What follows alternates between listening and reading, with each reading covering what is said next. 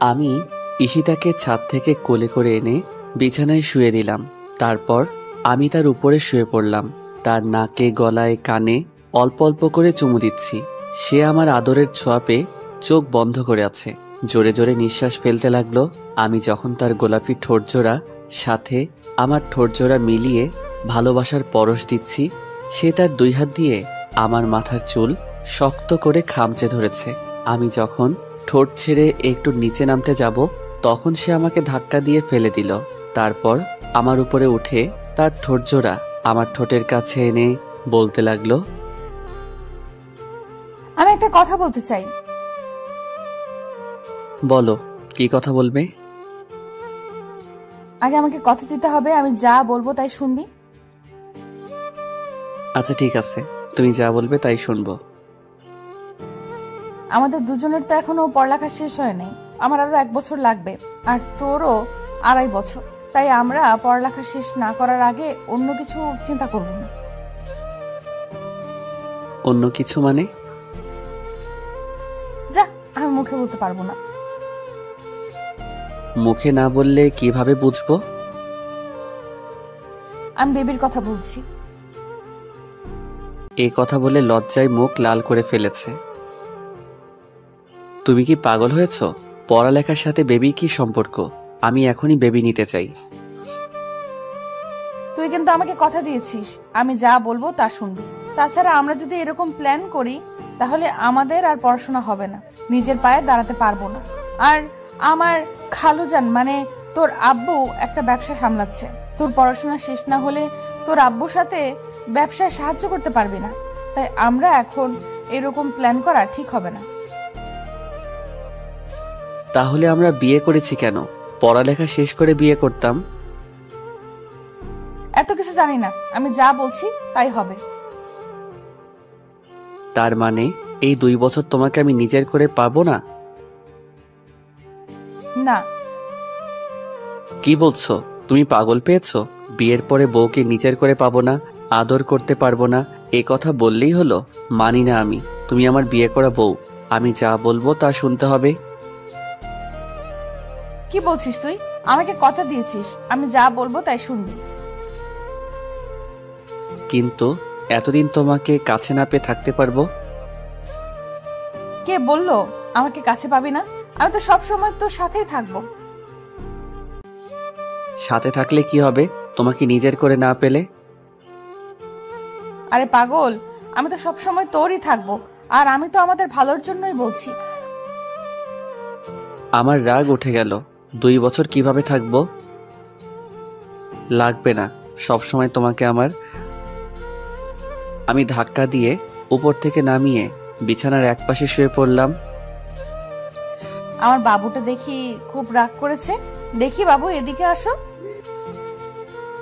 এই কথা বলে আমাকে কাছে টেনে নিল। তারপর আমার 2 গালে কয়েকটা পাপ্পি দিয়ে আমাকে জড়িয়ে ধরলো। আমি তার জড়িয়ে ধরার কোনো রেসপন্স দিচ্ছি না। কি হলো? জড়িয়ে ধরো আমাকে। জড়িয়ে ধরে কি হবে? আমি বলছি জড়িয়ে ধর, না হলে কিন্তু আমি রুম থেকে চলে যাব। কি আর করা, বাধ্য হয়ে মেনে নিতে হলো। তা না হলে শাকচুন্নির রুম থেকে বাহির হয়ে যাব। আর বাসরাতে বউ রুম থেকে বাহির হওয়া মানে একটা গন্ডগোল লাগা। আমি আর কিছু না বলে জড়িয়ে ধরলাম। সাথে সাথে আমার বুকে এসে শুয়ে পড়ল। আমি কপালে একটা চুমু দিয়ে তাকে শক্ত করে জড়িয়ে ধরলাম। সকালে কারোর চুলের পানি দিয়ে আমার ঘুম ভাঙল। তাকিয়ে দেখি আমার শাকচুন্নি কিছুক্ষণ আগে মনে হয় শাওয়ার নিয়েছে। পরনে আকাশি কালার একটা শাড়ি, চুলগুলো থেকে টপ টপ করে পানি পড়ছে। সে পানি মনে হয় আমার মুখে দিয়েছিল। সে তার রেশমি কালো চুলগুলো ঘাড়ের এক সাইডে করে তোয়ালে দিয়ে চুলগুলো মুছছে। তার উন্মুক্ত পিঠে পানির ফোঁটা জমে আছে। কোমরের এক সাইডে শাড়িটা উপরে তোলা, নাভিটা স্পষ্ট দেখা যাচ্ছে। হাই আল্লাহ, এভাবে যদি আমার সামনে থাকে তাহলে 1 বছর কেন, একদিন নিজেকে কন্ট্রোল রাখা আমার পক্ষে অসম্ভব হবে। আমি আস্তে আস্তে উঠে পিছন থেকে তার কোমরে হাত দিয়ে জড়িয়ে ধরলাম। সে একটু কেঁপে উঠল। এই কি করছিস? আমি আর কোনো কথা না বলে তাকে কোমর ধরে টেনে এনে খাটে আমার কোলে বসিয়ে দিলাম। সে ছাড়ো বলে চিল্লাতে লাগলো। সে নিজেকে ছাড়িয়ে নেওয়ার চেষ্টা করছে না। দিব্যি আমার কোলে বসে আছে। আমি তার হাত থেকে তোয়ালেটা নিয়ে তার ভেজা চুলগুলো মুছতে লাগলাম। কি শুরু করে দিয়েছিস সকালবেলা? আমাকে নিচে যেতে হবে, সব মেহমানরা আছে, নাস্তা মাস্তা তৈরি করতে হবে না? চুপ, একদম চুপ। নতুন বউয়েরা প্রথম দিন কোনো কাজকর্ম করে না। কে বললো তোকে এ কথা? আর আমি নতুন বউ হয়েছি তো কি হয়েছে? এটা তো আমার খালামণির বাড়ি। চুপ করো, কোনো কাজকর্ম করতে হবে না, তুমি শুধু আমার কাজ করবা। আরে নতুন বউ সকালে নিচে না গেলে সবাই কি বলবে? কিচ্ছু বলবে না। আমি তার চুলগুলো মুছে তার গলায় কানে চুমু দিতে লাগলাম। সে শিহরিত হয়ে উঠল। কি করছিস? আমার কেমন জানি লাগছে। কেমন লাগছে বলো? না ছাড় বলছি আমাকে। জোরাজোরি শুরু করে দিল। ছাড়বো না, তার আগে পাপ্পি দাও। কেন? রাতে অনেকগুলো দিয়েছি, এখন আবার কেন? রাতে দিয়েছ তো কি হয়েছে? দিনে 20টা করে পাপ্পি দিতে হবে, তার একটা কম হলে আমারটা আমি আদায় করে নিব। যা, দিনে এতগুলো পাপ্পি দিতে পারবো না। দিতে পারবে না তো সমস্যা নাই, অন্য কারো কাছ থেকে নিয়ে নেব। কি? না কিছু না। অন্য কারো কাছ থেকে নিয়ে নিবে মানে? বললাম তো কিছু না। এ কথা যদি দ্বিতীয়বার কোনো সময় মুখে শুনি, তাহলে একটা বাড়ি দিয়ে মাথা ফাটিয়ে ফেলবো। হাই হাই, কি বলো? মাথা ফাটিয়ে ফেললে তো আমি মারা যাব, আর তুমি বিধবা হয়ে যাবে। বিধবা হলে হব, তারপরেও কোনো মেয়ের কথা যেন তোর মুখে না শুনি। আচ্ছা ঠিক আছে, শুনবা না, এখন পাপ্পি দাও। না দিব না। আচ্ছা ঠিক আছে, না দিলে যাও গা, লাগবে না তোমার পাপ্পি। লুচ্চা ছেলে, চোখ বন্ধ কর। চোখ বন্ধ করব কেন? চোখ বন্ধ না করলে দেব না বলে দিলাম। আমি চোখ বন্ধ করলাম, সাথে সাথে আমার দুগালে কয়েকটা পাপ্পি দিয়ে দৌড়ে চলে গেল। আমি ওয়াশরুম থেকে ফ্রেশ হয়ে নিচে গেলাম। সাথে সাথে নানা ভাই আমাকে একটা সোফায় বসিয়ে দিল। তারপর নানান কথা জিজ্ঞাসা করতে শুরু করলো। আমি নানা ভাইয়ের কথা শুনে হাসতে হাসতে শেষ। বউকে কতক্ষণ আদর করেছি, বউকে মন ভরে আদর করেছে কিনা, কিছুদিন পরে খুশির সংবাদ পাবে কিনা, আরো নানান কথা। আমিও বানিয়ে বানিয়ে সব মিথ্যা কথা বলেছি। সকালের নাস্তা করে শাকচুনিকে নিয়ে শ্বশুর বাড়িতে রওনা দিলাম। হায়রে আপ্যায়ন, এতদিন ছিল খালার বাড়ি, এখন হলো শ্বশুর বাড়ি। দুটা অ্যাডজাস্ট হয়ে গিয়েছে, মনে হয় খাওয়াতে খাওয়াতে মেরে ফেলবে। এত আপ্যায়ন আর সম্মান দেখে তো মনে মনে ভাবলাম আরো বছরখানেক আগে বিয়ে করলাম না কেন। এক রাত শ্বশুর বাড়িতে থেকে আবার আমার শাকচুন্নিকে নিয়ে নিজের বাড়িতে আসলাম। তারপর থেকে চলতে লাগলো আমাদের দিন। শাকচুন্নি এত কাজ করতে পারে আমি কল্পনাও করতে পারিনি। আম্মুর কোনো কাজ করতে হয় না, সব কাজ শাকচুন্নি করে। সাথে আমার কাপড় ধোয়া, কাপড় ইস্ত্রি দেওয়া, যাবতীয় যা কাজ আছে বাড়ির সবই করে। এক সপ্তাহ পরে ভার্সিটিতে যাওয়া শুরু করলাম। একই সাথে ভার্সিটিতে রিক্সা করে যাওয়া, আবার ভার্সিটি শেষ করে একই সাথে রিক্সা দিয়ে আসা। আমার ক্লাস অবশ্যই তার ক্লাসের 1 ঘন্টা আগে শেষ হয়ে যায়, তবে ক্লাস 1 ঘন্টা পরে শেষ হয়, আর 1 ঘন্টা আমি তার জন্য অপেক্ষা করতে হয়। অপেক্ষা না করে যদি চলে যায় তাহলে আমার সাথে রাগ করে 3 দিন কথা বলবে না। আগে তো কথা না শুনলে থাপ্পড় মারত, কিন্তু বিয়ের পর থেকে আমাকে থাপ্পড় দেয় না। আমি কোনো কিছু বললে, আবার কোনো কিছু করলে রাগ করে অভিমান করে বসে থাকবে। রাতে সোফায় ঘুমাবে, আমাকে স্পর্শ করতেও দিবে না। তাই আমিও তার কথা মতো বাধ্য হয়ে চলি। প্রতিদিন রাতে আমাকে জড়িয়ে ধরে, আমার বুকে মাথা রেখে ছোট বাচ্চার মতো ঘুমাবে। আমিও তাকে ভালোবাসার স্পর্শে জড়িয়ে নেই। ভালোই চলতে লাগলো দিনকাল। আজকে 3 মাস হয়ে গেছে, এখনো তাকে নিজের করে পাইনি। রাতে 4 পাপ্পি, দিনের 4 পাপ্পি নিয়ে সন্তুষ্ট থাকতে হয়। আমি মাঝে মাঝে জোর খাটিয়ে তাকে একটু ভালোবাসা দেই। একদিন রাতে ল্যাপটপে এক বন্ধুর সাথে চ্যাট করতেছিলাম, হঠাৎ একটা ইমেইলে চোখে পড়ল। ইমেইলটা আসছে আজ থেকে 5 দিন আগে। অনেকদিন ধরে অনলাইনে থাকি না, তাই ইমেইলটা চোখে পড়েনি। ইমেইলটা পড়ে যা বুঝলাম, লন্ডন একটা ইউনিভার্সিটিতে অ্যাপ্লাই করেছিলাম, তারা আমাকে সিলেক্ট করেছে। সব কিছু ঠিকঠাক থাকলে আগামী 27 তারিখে আমাকে লন্ডনে যেতে হবে এবং সব কাগজপত্র ফিল আপ করতে হবে। 1 তারিখ থেকে আমার ক্লাস শুরু হবে, তার মানে আর 15 দিন। এখন চিন্তায় পড়ে গেলাম, আব্বু আম্মু কি রাজি হবে? বিশেষ করে আমার শাকচুন্নিকে কি বলবো? আমি কি শাকচুন্নিকে ছাড়া থাকতে পারবো? কেউই হয়তো রাজি হবে না, কারণ এখন আমি একটা পাবলিক ভার্সিটিতে লেখাপড়া করছি। তাহলে বিদেশ যাওয়ার দরকার কি? সবার সামর্থ্য বা মেধা থাকে না পাবলিক ভার্সিটিতে পড়ার। আমার সাথে আমার 3 বন্ধু পরীক্ষা দিয়েছিল, কিন্তু ওরা চান্স পায়নি, আমি পেয়ে গেলাম। আবার মনে মনে ভাবলাম, আব্বু একা ব্যবসা সামলাচ্ছে, আর ঈশিতা যেহেতু আমাকে শর্ত দিয়েছে লেখাপড়া শেষ না করার আগে আমাদের ভবিষ্যতে ফিউচার নিয়ে ভাবা যাবে না, তাহলে দেশে থেকে কি করব? বন্ধু বান্ধবের আড্ডায় ওড্ডায় আরও লেখাপড়ার ক্ষতি হবে। ভাবলাম রাতে খাওয়ার সময় আব্বু আম্মুকে কথাটা বলবো। কিছুক্ষণ পরে নিচে খেতে গেলাম, আমার শাকচুন্নির সবাইকে খাবার বেড়ে দিচ্ছে। আমি অল্প খেয়ে উঠে পড়লাম। ইমেলটা আসার পরে থেকে ভালো লাগছে না। আব্বু আম্মু জিজ্ঞাসা করলো খাবার শেষ না করে উঠে পড়লাম কেন। আসলে আমার তো রকম খিদে নেই, তাই অল্প খাওয়ার পরে পেট ভরে গেছে। এই কথা বলে আমি রুমে চলে আসলাম। কিছুক্ষণ পরে আমার সিনিয়র শাকচুন্নি আসলো।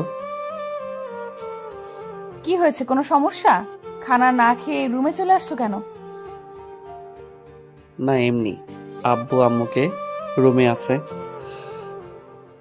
হ্যাঁ আছে, কেন? একটু কাজ আছে, আমি আব্বু আম্মুর সাথে একটু কথা বলে আসি। আমার শাকচুন্নি কৌতূহল হয় আমার পিছনে আসতে লাগলো। আম্মু বলতে লাগলো, কি হলো, কিছু বলবি?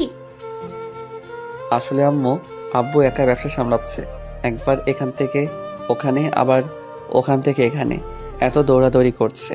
আমি তো আব্বুকে হেল্পও করতে পারছি না, তাই বাহিরে একটা ভার্সিটিতে অ্যাপ্লাই করেছিলাম। সব কিছু ঠিকঠাক থাকলে আগামী 27 তারিখে আমাকে যেতে বলল, আর 1 তারিখ থেকে ক্লাস। কি বলিস তুই? দেশের বাইরে গিয়ে লেখাপড়া করবি কেন? দেশের সবচেয়ে ভালো ভার্সিটিতে লেখাপড়া করছিস, এখানে লেখাপড়া শেষ করবি, দেশের বাইরে যাওয়ার কোনো দরকার নেই। আম্মু প্লিজ, আমার অনেক দিনের স্বপ্ন দেশের বাইরে কোনো একটা ইউনিভার্সিটিতে লেখাপড়া শেষ করব, তারপর আব্বুর সাথে ব্যবসায় জয়েন করব। তুই কেন বুঝিস না বাবা? তুই আমাদের একমাত্র ছেলে, তুই এত দূরে থাকবি, তাহলে আমরা কিভাবে থাকবো? আর বিশেষ করে ঈশিতা মেয়েটা এক মুহূর্ত তোকে ছাড়া থাকতে পারবে না। ঈশিতার কথা চিন্তা করো না, ওকে আমি বুঝিয়ে বলবো। এখন তোমরা বলো কি করতে। আচ্ছা ঠিক আছে, ঈশিতাকে যদি তুই বোঝাতে পারিস তাহলে যাবি, সমস্যা নেই। আমি আম্মুর রুম থেকে বাহির হতে যাব, দেখি শাকচুনি দরজায় দাঁড়িয়ে আছে। আমাকে দেখে মুখটা কালো করে রুমের দিকে যেতে লাগলো। আমি রুমে ঢুকে দেখি মুখ ফুলিয়ে খাটের এক সাইডে বসে আছে। আমি আস্তে আস্তে তার কাছে গেলাম এবং তার হাত দুটো ধরে বলতে লাগলাম, কি হয়েছে? এভাবে মুখ কালো করে চলে আসলে কেন? তুই লেখাপড়া শেষ করতে বাইরে যেতে হবে কেন? যে ভার্সিটিতে এখন পড়তেছিস সেখানে তো লেখাপড়া শেষ করা যায়। তাছাড়া আমি তো না দেখে থাকতে পারবো না। আরে তুমি তো বলেছো লেখাপড়া শেষ না করার আগে আমাদের ফিউচার নিয়ে না ভাবতে, আগে নিজের পায়ে দাঁড়াতে। তাছাড়া দেশে বন্ধু বান্ধবের আড্ডা উড্ডায় পড়ালেখায় ভালোভাবে মনও বসাতে পারি না। আর তোমাকে কে বলল তুমি আমাকে দেখতে পারবে না? আমি তো প্রতিদিন তোমার সাথে কথা বলবো, ভিডিও কলে তোমাকে দেখব। তারপরও আমি থাকতে পারবো না। দেখো, তুমি সব বুঝো, যেহেতু আমরা এখন পড়ালেখা ছাড়া অন্য কোনো চিন্তা করছি না, তাহলে ভালোভাবে পড়ালেখাটাই শেষ করি। আর আমার অনেক দিনের স্বপ্ন বাহিরে কোনো ভার্সিটিতে পড়ালেখা শেষ করব। তুমি চাও না আমার স্বপ্ন পূরণ হোক? কিন্তু কিসের কিন্তু? ভয় করে। কিসের ভয়? তোকে নিয়ে ওই জায়গায় তো অনেক সুন্দর সুন্দর মেয়ে আছে, ওইখানে গিয়ে যদি আমাকে ভুলে যাস। পাগলি মেয়ে, তোমাকে আমি ভুলতে পারবো? তুমি যে আমার অন্তরের সাথে মিশে গেছো। নিজেকে নিজে ভুলতে পারি, কিন্তু তোমাকে ভুলতে পারবো না। বিশ্বাস রাখো শুধু আমার উপর, তোমার বিশ্বাসের আমি অমর্যাদা করব না। এখন অনেক রাত হয়েছে, চলো ঘুমাবে। আমার সিনিয়র বউ আর কোনো কথা না বলে চুপচাপ আমার বুকে মাথা দিয়ে আমাকে শক্ত করে জড়িয়ে ধরে ঘুমিয়ে পড়ল। দিন চলতে লাগলো আর আমারও যাওয়ার দিন ঘনিয়ে আসতে লাগলো। এর ভিতরে বউকে একদিনের জন্য নিজের করে আদর করতে পারিনি। আর মাত্র 2 দিন বাকি আছে, সব ঠিকঠাক হয়ে গিয়েছে। প্রতিদিনের মতো আজকে সকালে ঘুম থেকে উঠে নাস্তা করে বন্ধুর সাথে দেখা করতে গেলাম। রিয়া, শামীম, মিশাল, ফারিয়া এরা সবাই পার্কে বসে আছে। আমি একটা রিক্সা নিয়ে পার্কে গেলাম। পার্কের ভেতরে ঢুকতে যাব, দেখি একটা গাছের নিচে একটা ছেলে এবং একটা মেয়ে বসে আছে। আর মেয়েটা ছেলেটার কোলে বসে আছে। ছেলেটার মুখের দিকে মুখ দিয়ে আর ছেলেটা একটু পরপর মেয়েটাকে ঠোঁটে চুমু দিচ্ছে, আরো অশ্লীল কিছু কাজকর্ম করছে। এমন দৃশ্য দেখে আমার শরীর কেমন জানি একটা শিহরিত হয়ে উঠল। আমি রিয়া, স্বামী, বিশাল, ফারিয়া সবার সাথে পার্কে দেখা করলাম। ঘন্টাখানেক আড্ডা দিয়ে বাসার দিকে রওনা দিলাম। ওই ছেলে মেয়ের দৃশ্য এখনো চোখে ভাসছে। রুমের ভিতর প্রবেশ করে দেখি আমার সিনিয়র বউ বিছানা গোছাচ্ছে। আমি গিয়ে তাকে পেছন থেকে জড়িয়ে ধরলাম। সে একটু ভয় পেয়ে গেল। এই কি করছো? ছাড়ো বলছি, আমি কাজ করছি, দেখতে পাচ্ছ না? কোনো কাজ করতে হবে না, আর আজ তোমাকে ছাড়ার জন্য ধরিনি। এ কথা বলে তাকেও দেওয়ালের সাথে চেপে ধরলাম। সে যাওয়ার জন্য ছুটোছুটি শুরু করলো। আমি দুহাত দু সাইডে দিয়ে তাকে আটকে ধরলাম। তারপরও যাওয়ার জন্য জোর জবরদস্তি শুরু করলো। দিলাম এক ধমক। কি হয়েছে তোমার? এরকম ছোটাছুটি করছো কেন? আমার ধমক শুনে একটু চুপ মেরে গেল। আমি আস্তে আস্তে তার ঠোঁটের দিকে আমার ঠোঁট নিতে লাগলাম। সে চোখ বন্ধ করে ফেলেছে। তার নিঃশ্বাস আর আমার নিঃশ্বাস খুব কাছাকাছি। তার ঠোঁট জোড়াগুলো আর একটা সুখের ছোঁয়া পেতে কাঁপতে লাগলো। সে চোখ বন্ধ করে তার গোলাপি ঠোঁট জোড়া ফেভিকলের আঠার মতো একসাথে লাগিয়ে আছে। অল্প অল্প কাঁপছে। আমি আস্তে আস্তে তার ঠোঁটের কাছে আমার ঠোঁট জোড়া নিয়ে আবার ফিরিয়ে আনলাম। আমার ঠোঁটের স্পর্শ বিলম্ব হতে দেখে তার চোখ আর ঠোঁট জোড়া খুলে আমার দিকে তাকালো। আমি সাথে সাথে তার খোলা ঠোঁটে আমার ঠোঁট ডুবিয়ে দিলাম। সে তার হাত দিয়ে আমার চুল খামচে ধরেছে। আমি তাকে পাগলের মতো কিস এবং আদর করতে লাগলাম। আদর করার এক পর্যায়ে তার বুক থেকে আঁচলটা আমি ফেলে দিলাম। সে সাথে সাথে বলতে লাগলো, কি করছিস? আজ তোমাকে আমি আমার নিজের করে পেতে চাই। তুই কি পাগল হয়েছিস? তুই আমাকে কথা দিয়েছিস কিন্তু। হ্যাঁ, কথা দিয়েছি, কিন্তু আমি আজকে রাখতে পারবো না। আমার আর যাওয়ার 2 দিন বাকি আছে। এই 2 দিন আমি তোমাকে আমার করে পেতে চাই। এ কথা বলে তাকে আমি জোর করে আদর করতে লাগলাম। সে আমাকে জোরে একটা ধাক্কা মারলো। আমি তার ধাক্কা সামলাতে না পেরে ওয়ার্ড্রপের সাথে বাড়ি খেলাম। সাথে সাথে কপালে ব্যথা অনুভব করলাম। কপালে হাত দিয়ে দেখি রক্ত অল্প একটু কেটে গেছে। আমার সিনিয়র বউ আমার কপালে রক্ত দেখে দৌড়ে আমার কাছে আসলো এবং আমার মাথা ধরে বলতে লাগলো, হায় আল্লাহ, এ আমি কি করলাম? সরি, আমি ইচ্ছে করে তোমাকে ধাক্কা মারিনি। প্লিজ, আমার ভুল হয়ে গেছে। সে দৌড়ে ডেটল এবং ব্যান্ডেজ নিয়ে আসলো।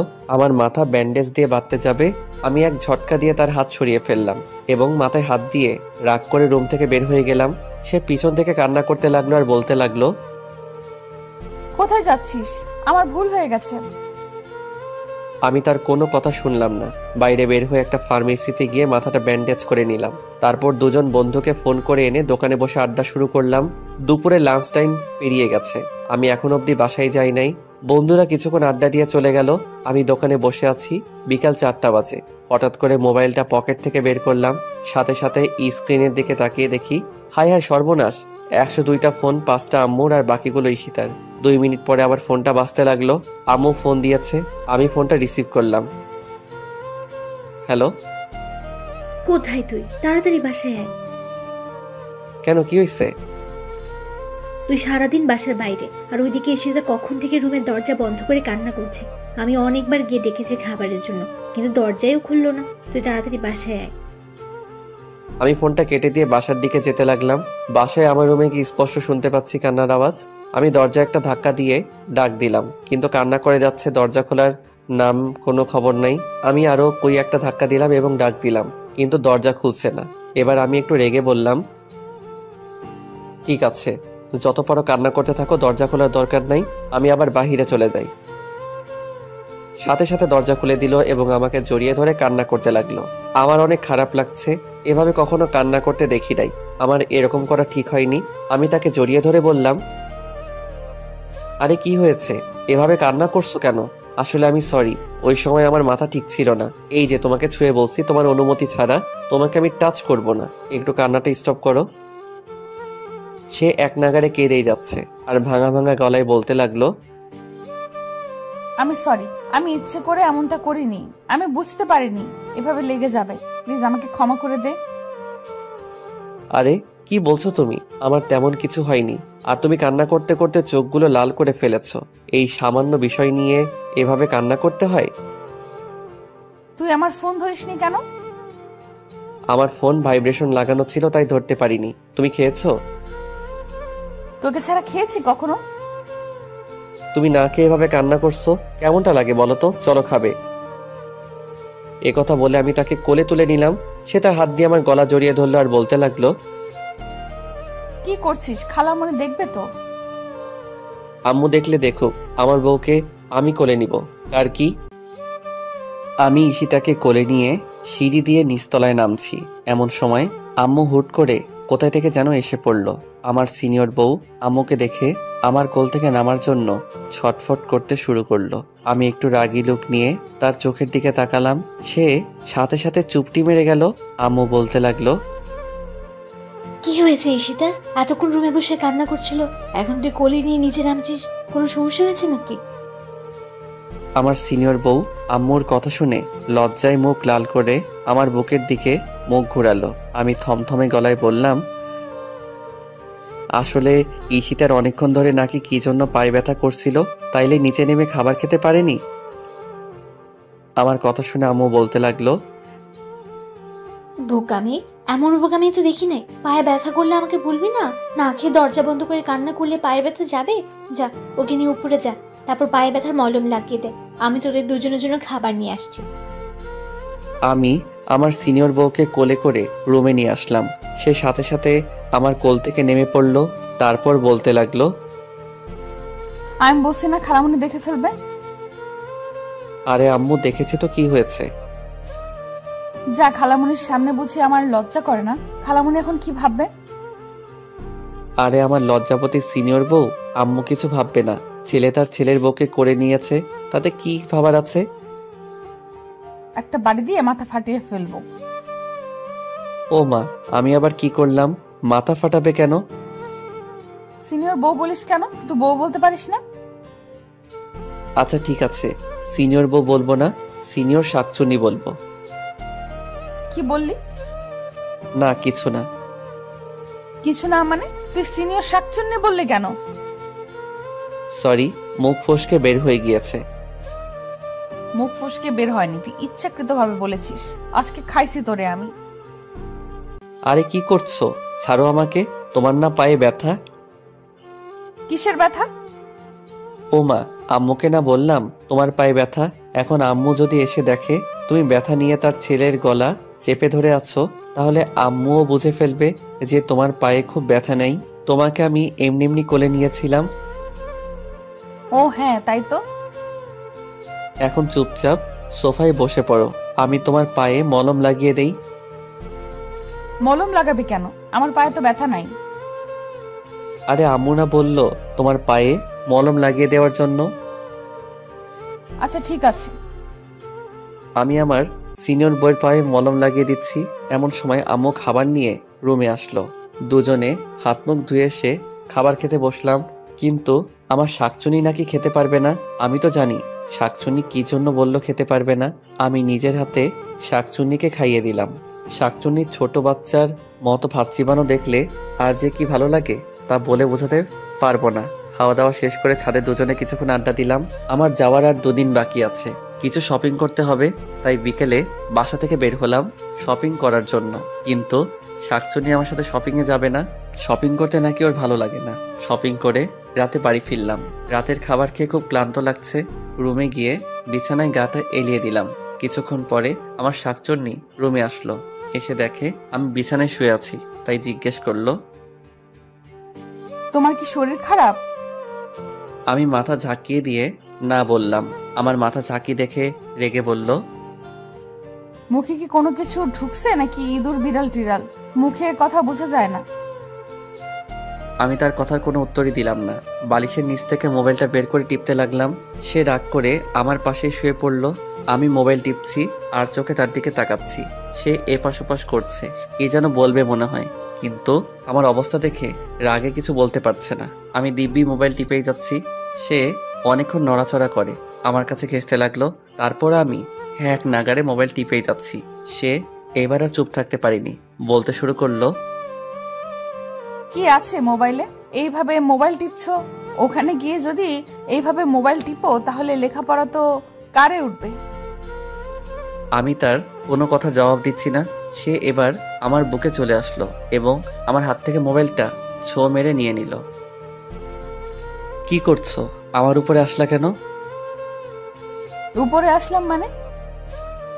দুপুরে আমি তোমাকে কথা দিয়েছি, তোমার অনুমতি ছাড়া তোমাকে টাচ করব না। তুমি আমাকে কথা দিয়েছো টাচ করবা না, কিন্তু আমি তো কথা দেইনি আমি আমার স্বামীর উপর আসবো না। তাতে তোমার কি? হ্যাঁ, মানে তুমি আমার উপরে আসবা আর আমার কিছু না?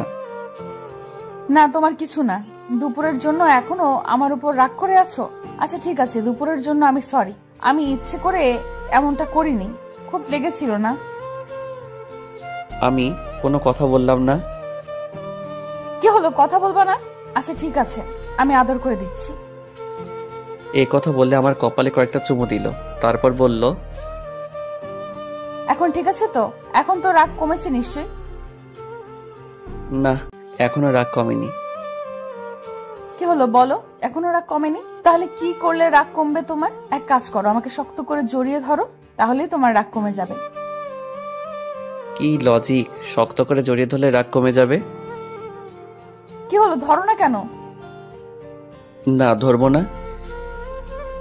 না ধরলে দুপুরে যে জায়গায় ব্যথা পেয়েছো সেই জায়গায় দিব একটা। কি দিবা? বাঁশ দিয়া বাড়ি। কি? না কিছু না। কিছু মানে? তুমি যে বললা বাঁশ দিয়ে বাড়ি দিবা। না বাবু, আমি বাঁশ দিয়া বাড়ির কথা বলি নাই, আমি চুমুর কথা বলছি। এই যে আরেকটা চুমু দিচ্ছি, এবার তো জড়িয়ে ধরো প্লিজ। আমি কিছু না বলে পাগলিটাকে জড়িয়ে ধরলাম। সে আমার বুকে মাথা দিয়ে শুয়ে পড়ল। হঠাৎ করে লক্ষ্য করলাম সে ঘুমাচ্ছে না, নড়াচড়া করছে আর বারবার আমার বুক থেকে মাথা তুলে আমাকে দেখছে। আগে তো এরকম করেনি। আমার বুকে শোয়ার সাথে সাথে ঘুমিয়ে পড়ে। হঠাৎ করে আমাকে বলতে লাগলো, এই কি? এই কি? একটা কথা বলবো? হ্যাঁ বলো। আমি না হ্যাঁ বলো। আমি না কি? তুমি না? আমি না আরে কি আমি না আমি শুরু করছো? আমি মুখে বলতে পারবো না, কানে কানে বলবো। আচ্ছা ঠিক আছে বলো। আমার সিনিয়র বউ কানে কানে যে কথা বলল তা শুনে আমার চোখ চরকগাছ হয়ে গিয়েছে। সে নাকি আমার আদর পেতে চায়, আমার ভালোবাসা পেতে চায়, আমার স্পর্শ চায়। কিন্তু মাগার বেবি টেবির প্ল্যান করা যাবে না, সমস্যা নাই। আমি তো এর সুযোগের অপেক্ষায় ছিলাম। সে আমার কানে কানে এ কথা বলে। লজ্জায় আমার বুকে মুখ লুকালো। আমি তার মাথাটা আমার বুক থেকে তুললাম, তারপর তার দিকে তাকালাম। সে চোখ বন্ধ করে আছে আর আমি এই সুযোগে আমার ঠোঁট তার ঠোঁটের কাছে কাছে নিতে লাগলাম। তার শ্বাস প্রশ্বাস আমার মুখের উপরে পড়ছে, তার বুক দ্রুত ওঠানামা করছে। আমি বুঝতে পারছি একসময় তার ঠোঁটের সাথে আমার ঠোঁট এক হয়ে যায়। সে নিজেকে সামলাতে পারছে না, আমার প্রতিটি ছোঁয়ায় সে কেঁপে উঠছে। একসময় দুজন দুজনের মাঝে হারিয়ে যেতে লাগলাম। 2টা দিন খুব ভালোভাবে কেটেছে। এই 2টা দিন হিসাব করলে জীবনের সবচেয়ে আনন্দময় দিন ধরা যেতে পারে। আজকের বিকাল 5টা বাজে আমার ফ্লাইট। যাওয়ার সময় বন্ধু বান্ধব, আত্মীয় স্বজন সবার কাছ থেকে বিদায় নিয়ে গাড়িতে উঠলাম। আমার খুব খারাপ লাগছে, বন্ধু বান্ধব সবাইকে ছেড়ে এত দূরে চলে যাচ্ছি। ভাবতেই কেমন যেন একটা কষ্ট লাগছে। বন্ধু বান্ধবের সাথে কত আড্ডা উড্ডা দিলাম, হাসি রং তামাশায় খেলাধুলায় জীবনটাকে মাতিয়ে তুলেছিলাম। আর হয়তো সেই সোনালি দিনগুলো জীবনে ফিরে আসবে না। শত ইচ্ছে করলেও সব বন্ধু বান্ধব এক হয়ে আর আড্ডা দিতে পারবো না, কারণ ততদিনে হয়তো সবাই যার যার কর্মজীবন নিয়ে ব্যস্ত হয়ে পড়বে।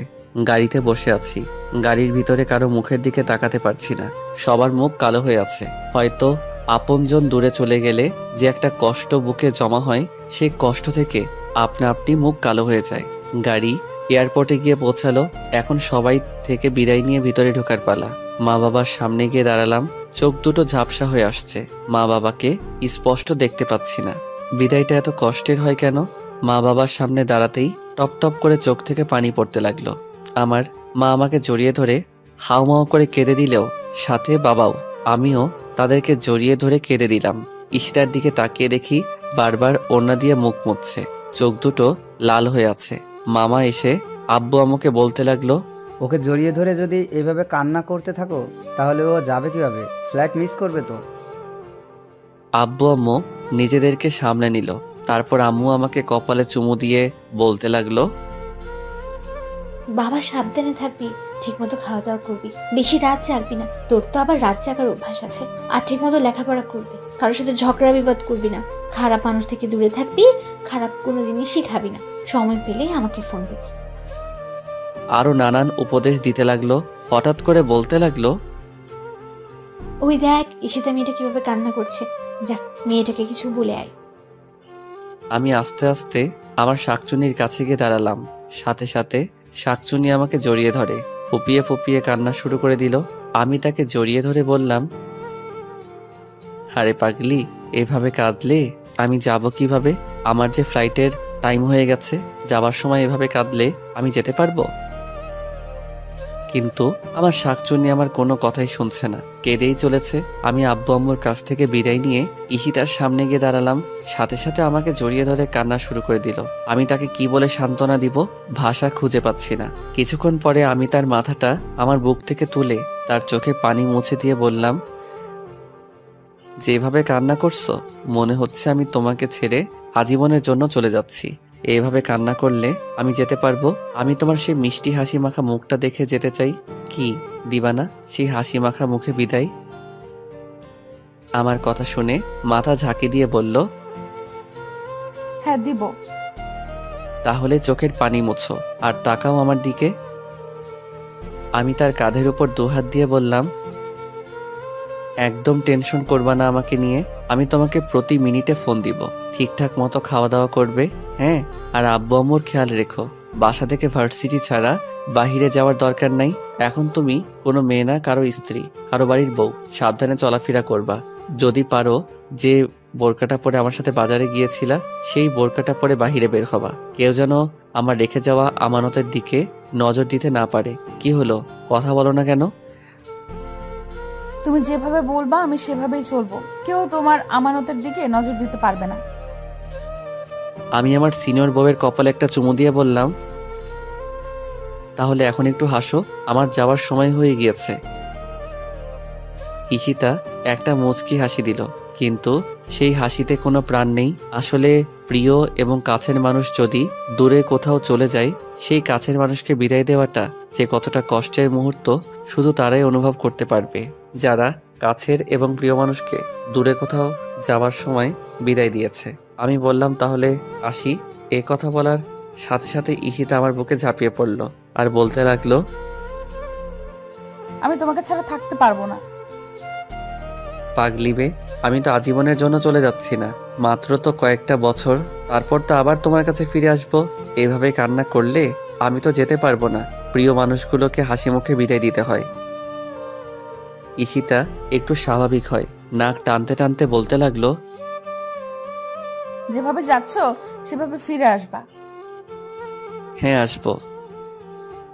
আর ওই জায়গায় কিন্তু অনেক সুন্দর সুন্দর মেয়েরা আছে, দেখতে সেম বান্দরের মতো। ওদের সুন্দরের লোভে পড়বা না। আর লাল চামড়ার মেয়েদের থেকে 100 হাত দূরে থাকবা। কি হলো, আমি কি বলছি বুঝতে পারছো নি? হ্যাঁ বুঝতে পারছি। আর ঠিকঠাক মতো খাওয়া দাওয়া করবা, শরীরের যত্ন নিবা। ওই জায়গায় একদম অগোছালো ছেলেদের মতো থাকবে না। বাইরে ঘোরাঘুরির দরকার নাই। Varsity to hostel, hostel to varsity, এর ভেতরে কোনো জায়গায় যাবা না। মন দিয়ে পড়বা। মোবাইলে খারাপ কোনো ভিডিও দেখতে পারবা না বলে দিলাম। প্রতিদিন আমার সাথে মোবাইলে কথা বলতে হবে, তা না হলে কিন্তু আমি না খেয়ে থাকবো। আর ওই জায়গায় যদি উল্টাপাল্টা কিছু করো তাহলে কিন্তু আমাকে হারাবা। তোমাকে হারাবো মানে? আমি স্টেট মারা। কথাটা শেষ করতে দেই নাই, তার আগে তার মুখে হাত দিয়ে চেপে ধরলাম। চুপ, একদম এ কথা বলো না। তুমি যেভাবে বলবা সেইভাবেই ওই জায়গায় চলবো। তুমি একদম আমাকে নিয়ে টেনশন করবা না। আমি তোমারই আছি, তোমারই থাকবো, বুঝতে পেরেছো? ঈশিতা মাথা ঝাঁকি দিয়ে বলল, হ্যাঁ। এখন তাহলে আমি যাই? আচ্ছা ঠিক আছে, যাই বলি না, বলো আসি। আচ্ছা, আসি তাহলে। সবার কাছ থেকে বিদায় নিয়ে এয়ারপোর্টের ভিতরে ঢুকবো। এয়ারপোর্টের টার্মিনালের বাহিরে শেষ কদমটা রাখার আগে পিছনে একবার ঘুরে দাঁড়ালাম। দেখি আব্বু আম্মু নির্বাক হয়ে দাঁড়িয়ে। আম্মু চোখের জল মোছার ব্যর্থ চেষ্টা করতেছে, কিন্তু পারছে না। কোনো বাবা মা প্রিয় সন্তানকে দূরে কোথাও পাঠানোর সময় স্বাভাবিক থাকতে পারে না। ঈশিতার দিকে একবার তাকালাম, চাতক পাখি নয়ন জোড়ার মতো তীক্ষ্ণ দৃষ্টি নিয়ে আমার যাবার পথের দিকে তাকিয়ে আছে। আমি খেয়াল করে দেখলাম আমার চোখ দুটি ঝাপসা হয়ে আসছে। চোখের কোণে কয়েক ফোঁটা নোনা জল এসে জড়ো হয়েছে। আর পিছনে না তাকিয়ে সোজা ভিতরে চলে গেলাম। বিমান লন্ডনের উদ্দেশ্যে উড়াল দেওয়ার কিছু মুহূর্ত আগে বড় একটা নিঃশ্বাস নিয়ে আমার সোনার দেশের মাটির ঘ্রাণ নিলাম। আব্বু আম্মুর আর ঈশিতার বলা কথাগুলো মনের গোপন সিন্দুক কোটায় জমা করে রাখলাম, যেন সেখান থেকে বের করে তা অক্ষরে অক্ষরে পালন করতে পারি। চলে আসলাম সেই জীবন স্বপ্ন পূরণের ভার্সিটিতে। 2 দিন হোস্টেলে থাকলাম। 2 দিনে অনেক জায়গা ঘোরা হয়ে গিয়েছে। ঈশিতা ঠিকই বলছে, এখানের মেয়েরা অনেক সুন্দর, কিন্তু আমাদের দেশের মেয়েদের চেয়ে না। এদের হাসি কেমন যেন, এদের চোখ নারকেলের ভিতরের আবরণের মতো, নাকগুলো লম্পা, কেমন যে বিশ্রী বিশ্রী লাগে। শুধু চামড়া সুন্দর হলে সুন্দরী হওয়া যায় না, কালো হোক আর ফর্সা হোক, তার হাসি সুন্দর থাকতে হবে, তার চোখে মায়া থাকতে হবে। যে চোখের দিকে তাকালে সেই চোখের অতল সাগরে যে কোনো ব্যক্তি সেকেন্ডের ভিতর নিজেকে ভাসাতে পারবে। কণ্ঠস্বর খুব মিশ্রণ হতে হবে। এগুলো যার মধ্যে থাকবে, হোক সে কালো কুচকুচে, সে যে কোনো চামড়ার সুন্দরীকে হার মানাবে। আর এগুলো শুধু বাঙালি নারীদের মধ্যেই আছে। তারপর থেকে নিয়মিত ক্লাস করতে শুরু করলাম। নতুন পরিবেশে, নতুন জায়গা, নতুন ভার্সিটি। কিছুদিনের ভিতরে বন্ধু বান্ধব হয়ে গিয়েছে, শিক্ষক শিক্ষিকাদের সাথে পরিচিত হয়ে গেছি। চলতে শুরু করলাম আমার স্বপ্ন পূরণ বাস্তবায়ন করার পথে। সময় পেলেই আব্বু আম্মু আর ঈশিতার সাথে কথা বলি। কথা বলার পর কোনো কিছুই ভালো লাগে না। আব্বু আম্মু আর ঈশিতার চেহারা চোখের সামনে ভেসে ওঠে। খুব মিস করি বন্ধুদের আড্ডার মজা।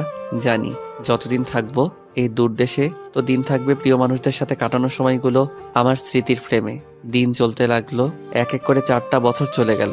বিবিএ ফাইনাল এক্সাম দিয়েছি। 15 দিন পরে রেজাল্ট জানাবে। উপস্থিত হলাম রেজাল্টের দিন ভার্সিটিতে। বছরের 10 জন সেরা ছাত্র, এর ভিতর আমি 3 নাম্বার হয়েছি। বিদায় অনুষ্ঠানে ওই দেশের পররাষ্ট্রমন্ত্রী আমাকে বছরের সেরা ছাত্র পুরস্কার তুলে দিলেন এবং আমার হাতে সরকারি সিলমোহর দিয়ে বিবিএ ডিগ্রিধারী সার্টিফিকেট তুলে দিলেন। আজ আমি অনেক খুশি, আমার স্বপ্ন পূরণ করতে পেরেছি। ইচ্ছে করলে এখন এই মুহূর্তে দেশে যেতে পারি, কিন্তু না, আরো কয়েকটা দিন সুন্দর এই শহর লন্ডনকে দেখব। একটা দিন ঘুরে ঘুরে বিভিন্ন সুন্দর সুন্দর জায়গায় দেখেছি, কিন্তু না, কিছুতেই ভালো লাগছে না। মনটা শুধু ছটফট করছে আব্বু আম্মু আর ঈশিতাকে দেখার জন্য। রাতের টিকিট কেটে আব্বু আম্মুকে ফোন দিয়ে বললাম 15 দিন পরে দেশে আসছি। এ কথা শুনে আব্বু আম্মু যে কতটা খুশি হয়েছে আমি মন দিয়ে অনুভব করতে পারছি। ঈশিতাকে ফোন দিয়ে জানালাম। ঈশিতা তো বিশ্বাসই করতে পারছে না আমি আগামীকালের জন্য টিকিট কেটেছি। কেউ জানে না, সবাইকে সারপ্রাইজ দেব। আর হ্যাঁ, এই 4 বছরে অনেকটা পরিবর্তন হয়েছে। ঈশিতা অনার্স মাস্টার্স কমপ্লিট করে মামার অফিসে চাকরি করছে। আমি অনেকবার বলেছি চাকরি করার দরকার নাই, কিন্তু ঈশিতা বলে, তাহলে লেখাপড়া করেছি কেন? তুমি ইচ্ছে করে চাকরি ছেড়ে দিবে।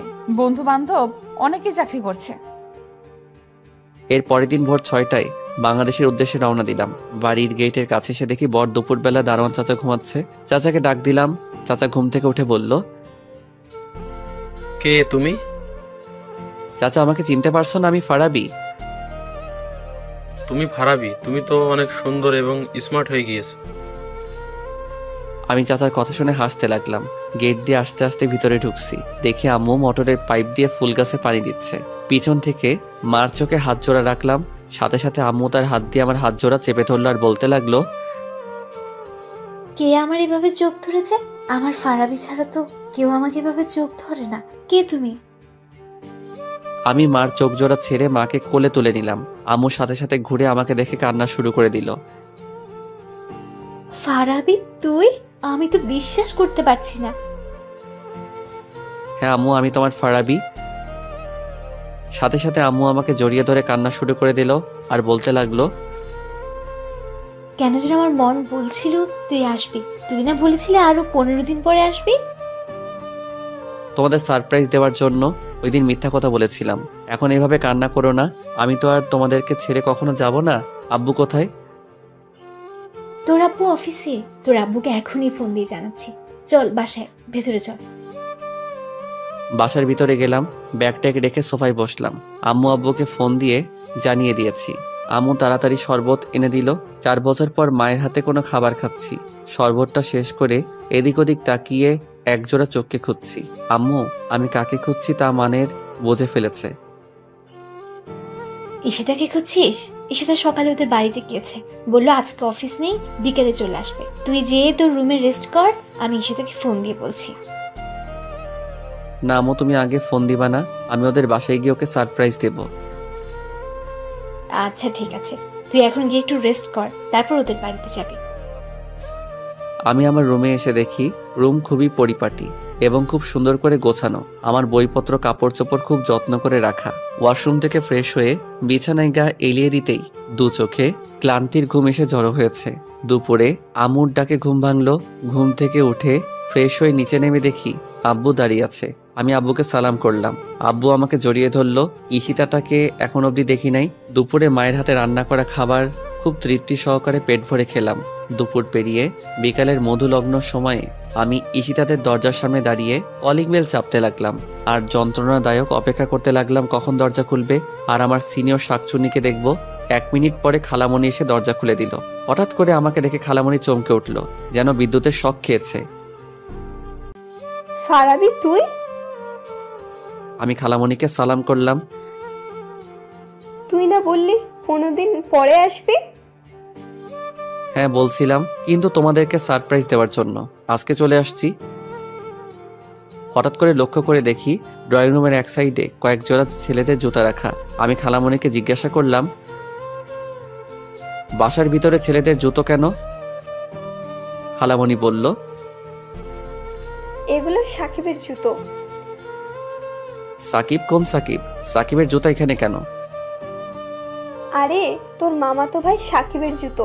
সাকিব এখানেই থাকে, ওদের অফিস এখান থেকে কাছে, তাই যাতায়াতের সুবিধার জন্য এখানেই থাকে গত 2 মাস ধরে। আর ঈশিতা তো সাকিবদের অফিসেই চাকরি করে। কই ঈশিতা তো আমাকে কথা বলে নাই যে সাকিব ভাইদের অফিসে চাকরি করে। হয়তো তোকে বলতে মনে নেই। এখন আপনাদেরকে সাকিবের কথা একটু বলি। সাকিব আমার বড় মামার ছেলে, আমার চেয়ে 13 বছরের বড়। মাস্টার্স কমপ্লিট করে তাদের অফিসে দেখাশোনা করছে। আচ্ছা বাদ দে, তুই ঈশিতাকে না জানিয়ে হঠাৎ করে চলে আসলি। আমি তো বিশ্বাসই করতে পারছি না। ঈশিতা জানলে কতটা খুশি হবে তুই জানিস? তোর আসার 15 দিন বাকি আছে, সেই কথা শুনে মেয়েটা যে কতটা খুশি হয়েছিল, আমার কান তো একেবারে ঝালাপালা করে ফেলেছে। সারাক্ষণ খালি আমাকে বলে, আম্মু ফারাবি আসার আর 15 দিন বাকি আছে। ফারাবি আগের মতো থাকবে তো নাকি পরিবর্তন হয়ে যাবে? ও মনে হয় বিদেশে থেকে অনেক সুন্দর হয়ে আসবে, আমি ওকে এয়ারপোর্ট থেকে রিসিভ করে আনবো। আরো নানান কথা। তুই দাঁড়া, আমি এক্ষুনি ঈশিতাকে ফোন দিয়ে বলছি। ঈশিতা কোথায় গিয়েছে?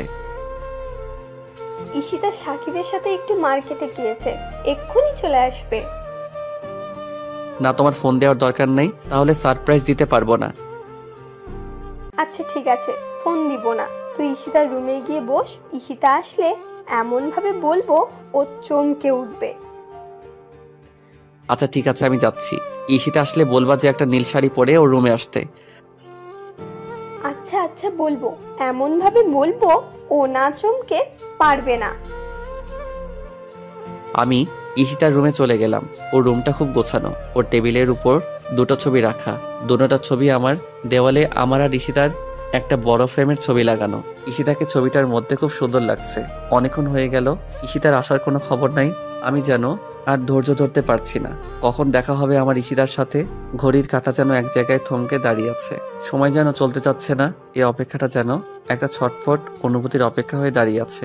10 মিনিট পরে খালামণি 1 কাপ আমার পছন্দের জ্যামলি কফি এনে দিল। কফির মগটা হাতে নিয়ে দোতলা বারান্দায় গিয়ে দাঁড়ালাম। শেষ বিকেলের লাল রক্তিম সূর্য অস্ত যায় যায় অবস্থা। হালকা শোষ শব্দ করা প্রবলা বাতাস, সীমাহীন নীল আকাশ, দল বেঁধে শূন্য আকাশে ভেসে বেড়ানো পাখির কিচিমিচি, ব্যস্ত শহরের কোলাহল, মানুষগুলো যার যার নিরে ফিরে যাওয়ার জন্য ছোটাছুটি করছে। আর আমি উদাসীন হয়ে বহমান অপেক্ষায় দাঁড়িয়ে আছি আমার সিনিয়র বউকে দেখব বলে। 4 বছর 9 দিন 11 ঘন্টা পর যখন তার সাথে দেখা হবে, তখনের সিচুয়েশন কেমন হবে, কতটুকু আবেগ এসে জমা হবে, সে কথা ভাবতেই মনের ভিতরে একটা অন্যরকম ভালো লাগা কাজ করতে লাগলো। হঠাৎ করে নিচে খেয়াল করে দেখি সাকিব মোটরসাইকেল খুব স্পিডে এনে গেটের সামনে থামালো, আর তার পিছনে একটি মেয়ে বসা ছিল। মেয়েটা তাল সামলাতে না পেরে সাকিবের সাথে ল্যাপটে গেল। হাসতে হাসতে মেয়েটি গাড়ি থেকে নামলো। আমি তীক্ষ্ণ দৃষ্টি নিয়ে তাকিয়ে আছি। হঠাৎ করে মেয়েটার দিকে খেয়াল করে দেখি এ তো আমার ঈশিতা। আমার বুক ডুকডুক করতে শুরু করলো। বুকের কোনো এক গোপন জায়গা চিনচিন ব্যথা অনুভব করতে লাগলাম। সারপ্রাইজ দিতে এসে আবার আমি সারপ্রাইজ হয়ে যাই, কে জানে, হতেও তো পারে। ঈশিতা আর সাকিব হেসে হেসে বাসার ভিতরে ঢুকছে, আর সে হাসি যেন আমার বুকে ধারালো ছুরির মতো বিঁধছে। এ আমি কি দেখছি? ঈশিতা এরকম টাইট ফিটিং বোরকা পরে সাকিবের সাথে মার্কেটে গিয়েছিল? আমি ভাবতেও পারছি না 4 বছর পরে এসে আমার ঈশিতাকে এই রূপে দেখব। আমার ঘৃণা হচ্ছে। তার মানে ঈশিতা আমার থেকে দূরে থাকার সুবাদে অফিসের নাম করে এরকম অশ্লীল কাপড় চোপড় পরে মার্কেট করে ঘুরে বেড়াচ্ছে, তাও আবার আরেকজনকে নিয়ে আমার অগোচরে। আর আমাকে ভুলভাল বুঝিয়েছে যে সে সর্বদা পর্দা করে চলে। আমি দোতলা বারান্দা থেকে ঈশিতার রুমে চলে আসলাম। তারপর ঈশিতার রুমের জানালার গ্লাস দিয়ে তাকিয়ে আছি ড্রয়িং রুমে। ঈশিতা আর সাকিব কি করে? এরা দুজন বাসার ভিতরে ঢোকার সাথে সাথে খালামণি বলতে শুরু করলো, এতক্ষণে আসলি? আমি কখন থেকে তোদের জন্য ওয়েট করছি। ঈশিতা বলতে লাগলো, আর বলো না আম্মু, ও আমাকে সারাটা রাস্তা জ্বালিয়ে মেরেছে। আর দেখো আমাকে কি কাপড় পছন্দ করে দিয়েছে। এরকম কাপড় কেউ পরে? সাকিব বলতে লাগলো, দেখো পুপি, ওর কাপড়গুলো খুব সুন্দর না? ওকে কিন্তু খুব মানাবে। ও সারা রাস্তা উল্টো আমাকে জ্বালিয়ে মেরেছে। ওর কাপড়গুলো নাকি সুন্দর না? কত সুন্দর। আর তুই যে শার্ট প্যান্টগুলো আমাকে পছন্দ করে দিয়েছিস সেগুলো তো একেবারে ডাস্টবিন। মোটেও না, আমি যেগুলো তোকে পছন্দ করে দিয়েছি সেগুলো তুই পরলে তোকে অনেক সুন্দর লাগবে। শার্ট প্যান্ট আর টাই পরলে আমাকে এমনিতে হ্যান্ডসাম লাগে। তোর ওই শার্ট প্যান্ট পরলে আমাকে ফকিরের মতো লাগবে। ওরা দুজনের কথা শুনে মনে হচ্ছে ওরা প্রকৃতপক্ষে স্বামী স্ত্রী, আর আমি তৃতীয় পক্ষ ভিলেন হয়ে তাদের মধ্যে এসে পড়েছি। এই তোরা থাম। ঈশিতা, ফারাবির কোন শাড়ি পছন্দ রে?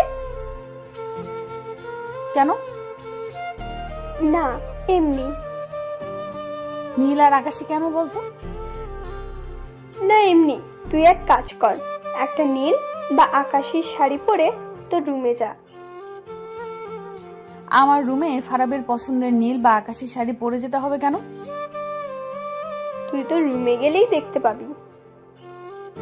আরে আজিব তো, আমার রুমে গেলে কি দেখতে পাবো? এত কথা বলিস কেন? তুই একটা শাড়ি পরে রুমে গিয়ে দেখ না। আচ্ছা ঠিক আছে, যাচ্ছি।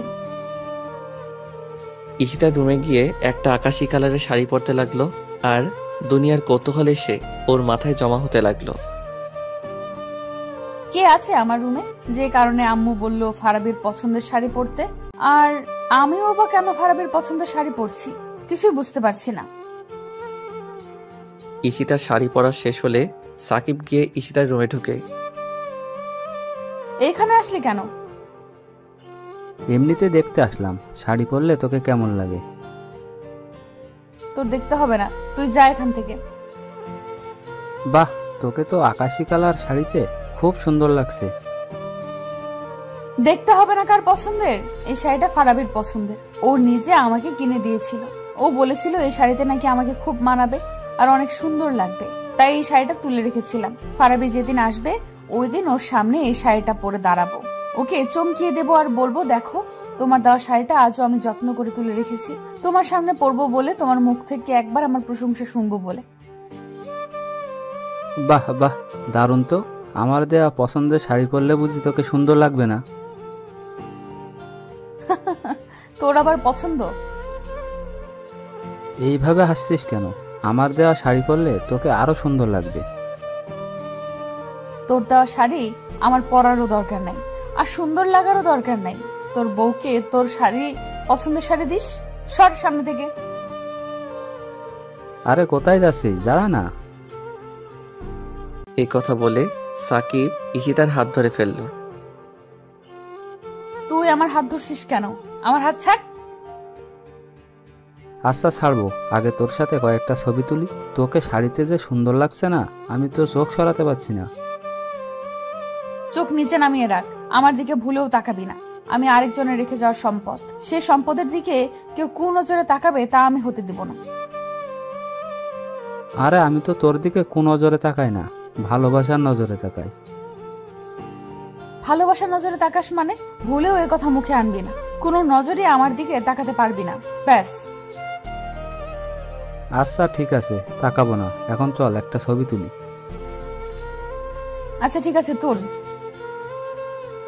সাকিব ঈশিতার গায়ের সাথে গা ঘেঁষে ছবি তুলতে লাগলো। এমন সময় ওরা কি করে দেখার জন্য একটু সামনে গেলাম। যখন আমি দেখলাম ঈশিতার গায়ের সাথে গা ঘেঁষে সাকিব ছবি তুলছে, তখন আমার বুঝতে বাকি রইল না ঈশিতার সাথে সাকিবের কিছু চলছে। বুকের ভিতরে জমে থাকা 4 বছরের ভালোবাসাটা যেন সেকেন্ডের ভিতরে ঘৃণায় পরিণত হলো। রাগে আমার সমস্ত শরীর কাঁপতে লাগলো। ইচ্ছে করছে এখন গিয়ে ঈশিতার গালে কয়েকটা থাপ্পড় দেই। স্বামী দূরে রেখে আরেকজনের সাথে গা ঘেঁষে ছবি তুলে, কিন্তু ওকে আমি ভালোবাসি। ভালোবাসার মানুষের উপরে হাত তোলা যায় না, তাকে ভালোবাসার মাধ্যমেই বোঝাতে হয়, আর তা না হলে হিতে বিপরীত হয়ে যায়। আমি রাগে বাসা থেকে বেরিয়ে যাচ্ছি। খালামণি বলতে লাগলো, কোথায় যাচ্ছিস ফারাবি? ঈশিতা শাড়ি পরতে গিয়েছে, এক্ষুনি চলে আসবে। কি শাড়ি যে পরেছে তা আমি দেখেছি। আমার একটা জরুরি কাজ আছে, আমি চলে যাচ্ছি। কি এমন জরুরি কাজ যে এতদিন পরে সে ঈশিতার সাথে দেখা না করেই চলে যাচ্ছিস? ঈশিতা যদি জানতে পারে তাহলে কি হবে জানিস? কিচ্ছু হবে না, আমার কাজ আছে, আমি যাচ্ছি। চলে আসলাম বাসায়। খালামণি পিছন থেকে ডাকলো। রাগে এতটাই বিপদ ছিলাম যে কিছুই শুনিনি। বাসায় এসে সোফায় বসে আছি। আম্মু বলতে লাগলো, কিরে তুই আসলি, ঈশিতাকে আনলি না যে? ঈশিতাকে আমি আনবো কেন? ঈশিতার কি পা নেই? কি বলছিস তুই? তুই না গিয়েছিস ঈশিতাকে আনার জন্য? না, আমি যাইনি। আচ্ছা, ঈশিতা কি তোমার কাছে বলে ওদের বাড়ি গিয়েছিল? হ্যাঁ, কেন? তুমি কি ওকে হুকুম দিয়েছো যাওয়ার জন্য, নাকি ও বলেই চলে গিয়েছিল? ও বললো খালামণি আমি একটু বাড়িতে যাচ্ছি, বিকেলে চলে আসবো। হঠাৎ এই কথা কি জন্য জিজ্ঞেস করছিস বলতো? ও ওর বাড়িতে যাবে, এটা কি বলে যেতে হবে নাকি? অবশ্যই বলে যেতে হবে। তুমি জানো না, নিজের আপন বাবাও যদি মারা যায়, স্ত্রী স্বামীর হুকুম ছাড়া বাবাকে দেখতে যেতে পারে না। তুই তো ওই সময় ছিলি না। ছিলাম না ঠিক আছে, কিন্তু তোমার কাছ থেকে তো হুকুম নেওয়ার দরকার ছিল। আমার কাছে বলে গিয়েছে তো। কি এমন হয়েছে যে তুই এভাবে বলছিস? না, কিচ্ছু হয়নি, এমনি। ওইদিকে ঈশিতা শাড়ি পরে ওর রুমে গিয়ে দেখে কেউই নাই। ওর আম্মুকে জিজ্ঞাসা করলে ওর আম্মু আমার কথা সব খুলে বলে। ঈশিতা তা শুনে বিশ্বাসই করতে পারছে না যে আমি এসেছি। নিশ্চিত হওয়ার জন্য আম্মুকে ফোন দিল। আমি সোফায় বসে বারবিকিউ চানাচুর আর অমৃত মটর ভাজা খাচ্ছি। এমন সময় দরজায় কলিং বেলটা বাজতে লাগলো। আমি সোফা থেকে উঠে দরজাটা খুললাম। একজন বোরকা পরিহিত মহিলা দাঁড়িয়ে আছে, তার পিছনে একটা স্কুটি রাখা। আমি মহিলাটিকে লক্ষ্য করে বললাম, কাকে চাই? মহিলাটি কিছুক্ষণ আমার দিকে তাকিয়ে হঠাৎ আমাকে শক্ত করে জড়িয়ে ধরল। আমি হতভম্ব হয়ে বলতে লাগলাম, আরে আন্টি কি করছেন? ছাড়েন আমাকে, আমার শ্বাস নিতে কষ্ট হচ্ছে তো। কি শুরু করে দিয়েছেন? ছাড়ুন বলছি। কিন্তু আন্টি আমাকে আরো শক্ত করে জড়িয়ে ধরেছে। না, আর পারছি না, এবার বুঝি দমটা আটকে যাবে। অনেক কষ্ট করে বললাম, আরে আন্টি আমার দম আটকে যাচ্ছে, ছাড়ুন আমাকে। সাথে সাথে আমাকে ছেড়ে দিয়ে মুখের পর্দাটা তুললো আর বলতে লাগলো, শয়তান, আমি আন্টি না, আমি তোমার ঈশিতা। এই কথা বলে আবারও জড়িয়ে ধরলো। এবার কিছু একটা স্বস্তি পাচ্ছি। 4 বছরের জমিয়ে রাখা ভালোবাসার অনুভূতিটা আবেগ হয়ে একসাথে বেরিয়ে আসতে যাচ্ছে। কিছুক্ষণ জড়িয়ে ধরে রাখার পরে বলতে লাগলো, দেখি তোমাকে, আমি তো বিশ্বাসই করতে পারছি না তুমি আমার সামনে দাঁড়িয়ে আছো। আমি যা ভেবেছি তাই, তুমি আগের চেয়ে খুব সুন্দর হয়ে গেছো, কিন্তু চেহারাটা সে পিচ্ছি পিচ্ছি রয়ে গেছে। কি হলো, কথা বলো না কেন? কি বলবো? কি বলবো মানে? তুমি বলেছিলে 15 দিন পরে আসবে, কিন্তু হঠাৎ করে চলে আসছো। তাহলে আমাকে মিথ্যে বলেছিলে কেন? আর তুমি এসে আমাদের বাসায় গিয়ে আমাকে না দেখে চলে আসলে। আমি কি কষ্ট করে শাড়িটা পরেছিলাম? আমি কি আর জানতাম তুমি আসছো? কি হলো, চুপ করে আছো কেন? কথা বলো, নাকি চেহারার সাথে মন দিল সব পাল্টে ফেলেছো? আমি ঠিকঠাক দাঁড়িয়ে রইলাম, কোনো কথা বলছি না। আসলে 4 বছরের ভালোবাসার জন্য ব্যাকুল হওয়া মনটা কিছু মুহূর্ত আগে ঈশিতার কাজকর্মের দৃশ্যগুলো দেখে ভালোবাসার জন্য ব্যাকুল হওয়া মনটাই হঠাৎ করে কালো ছোট্ট একটা দুঃখ এসে ভিড় করেছে। আম্মু হঠাৎ করে ঈশিতার কণ্ঠ শুনে বলতে লাগলো, ঈশিতা, তুই কখন আসলি? ঈশিতা আম্মুর কথা জবাব দিচ্ছিল। তাদের মাঝখানে আমি আম্মুকে লক্ষ্য করে বললাম, আমার মাথা প্রচন্ড ব্যথা করতেছে, আমাকে 1 কাপ কফি বানিয়ে দাও। আমি আমার রুমে সোফায় বসে মোবাইল টিপতে লাগলাম।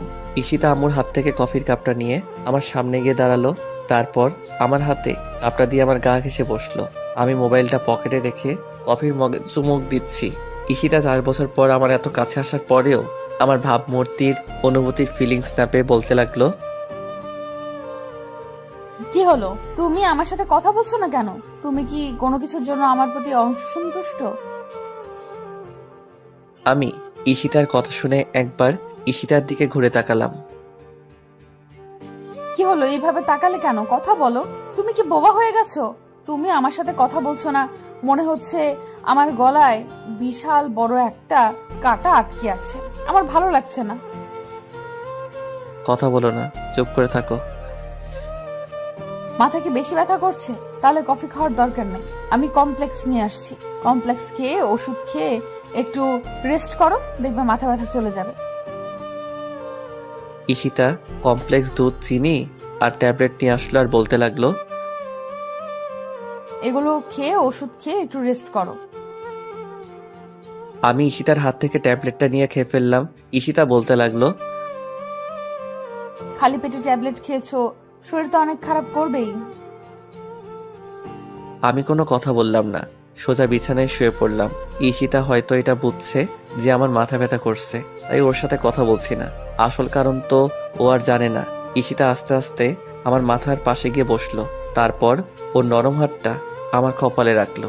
4 বছর পর ভালোবাসার মানুষের হাতের স্পর্শ পেয়ে অনুভূতিহীন ভালোবাসাটা যেন জাগা দিয়ে উঠল। পরক্ষণে 2 চোখে ঈশিতা সাকিবের সাথে মোটরসাইকেলে লেফটে যাওয়ার দৃশ্যটা ভেসে উঠল। আমার একটা হাত দিয়ে ঈশিতার হাতটা সরালাম এবং বললাম, ধরবা না আমাকে, আমার কেমন যেন লাগে। কি বলো তুমি? তোমার মাথা ব্যথা করছে? আমি তোমায় হাত বুলিয়ে দিচ্ছি, তোমারও আরাম লাগার কথা। তোমাকে আমি বলেছি হাত বুলিয়ে দিতে? এরকম করছো কেন তুমি আমার সাথে? সত্যি তোমার কিছু হয়েছে?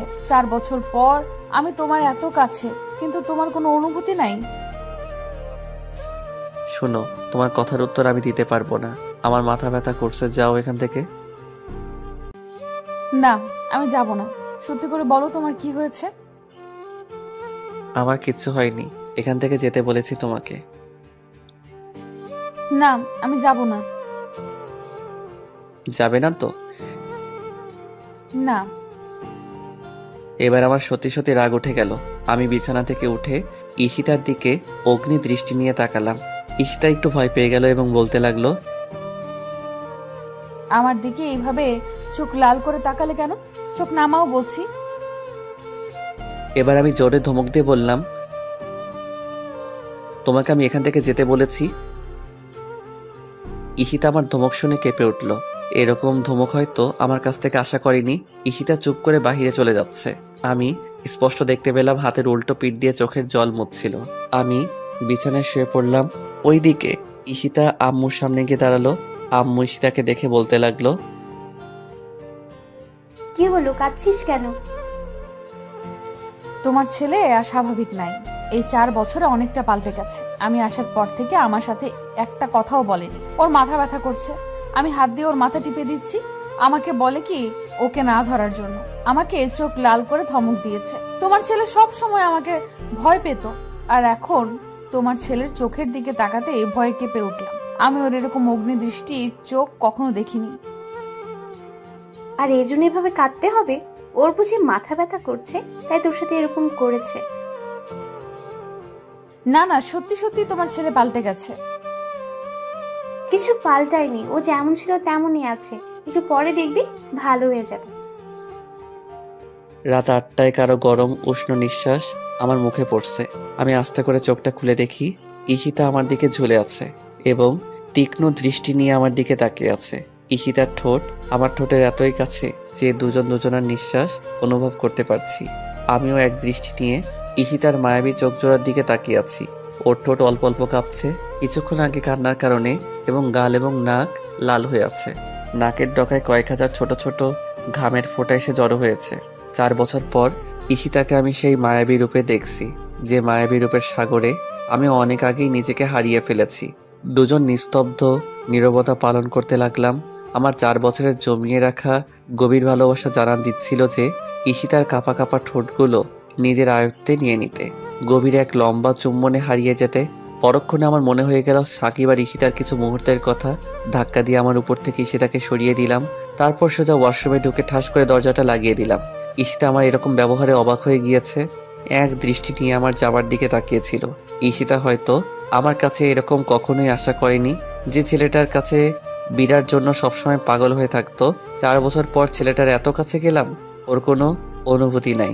ঈশিতা কিছুই বুঝতে পারছে না কেন তার সাথে এরকম করছে। আমি ওয়াশরুম থেকে বের হয়ে দেখি ঈশিতা বিছানা গোছাচ্ছে। আমাকে দেখে একটা তোয়ালে এনে দিল। আমি তোয়ালেটা হাতে নিয়ে বিছানায় ঢিল মেরে ফেলে দিলাম। ঈশিতা নির্বাক হয়ে আমার দিকে তাকিয়ে আছে। আমি রুম থেকে বের হয়ে নিচে নেমে আসলাম। ডাইনিং টেবিলে আব্বু আম্মু বসে আছে। আমাকে দেখে বলতে লাগলো, মাথা ব্যথা কমেছে তোর? আমি মাথা ঝাঁকি দিয়ে হ্যাঁ শব্দ উচ্চারণ করলাম। 2 মিনিট পর ঈশিতা উপর থেকে ডাইনিং টেবিলে আসলো। মুখটা গোমরা করে আছে, ঠোঁটগুলো শুকিয়ে একটা থেকে আরেকটা আলাদা হয়ে আছে, যেন ঠোঁটে কোনো প্রাণের ছোঁয়া নেই। চেহারাটা অনেকটা কালো হয়ে আছে। ও লম্বা চুলগুলো দিয়ে চেহারার এক পাশ ঢেকে রাখছে আর বারবার আর চোখে আমাকে দেখছে। আম্মু ঈশিতার তার দিকে তাকিয়ে বলল, কি হয়েছে ঈশিতা তোর? ঈশিতা মাথা ঝাঁকি দিয়ে বলল, না, কিছু হয়নি। তাহলে এভাবে দাঁড়িয়ে আছিস কেন? বস। ঈশিতা আমার পাশে একটা চেয়ার টেনে বসলো। আমি অল্প খেয়ে টেবিল থেকে উঠে পড়লাম। আম্মু জিজ্ঞাসা করলো, কি হলো, উঠে পড়লি কেন? আমার খাওয়া শেষ।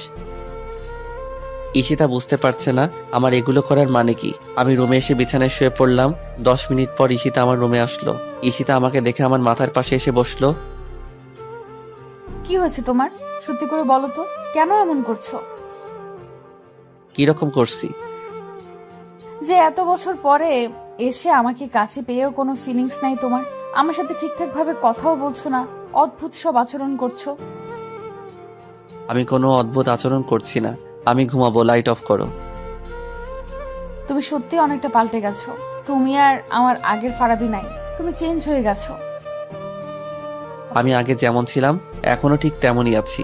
বেশি কথা না বলে চুপচাপ ঘুমাও তো। ঈশিতার সাথে সাথে আমার হাতটা ধরে ফেললো।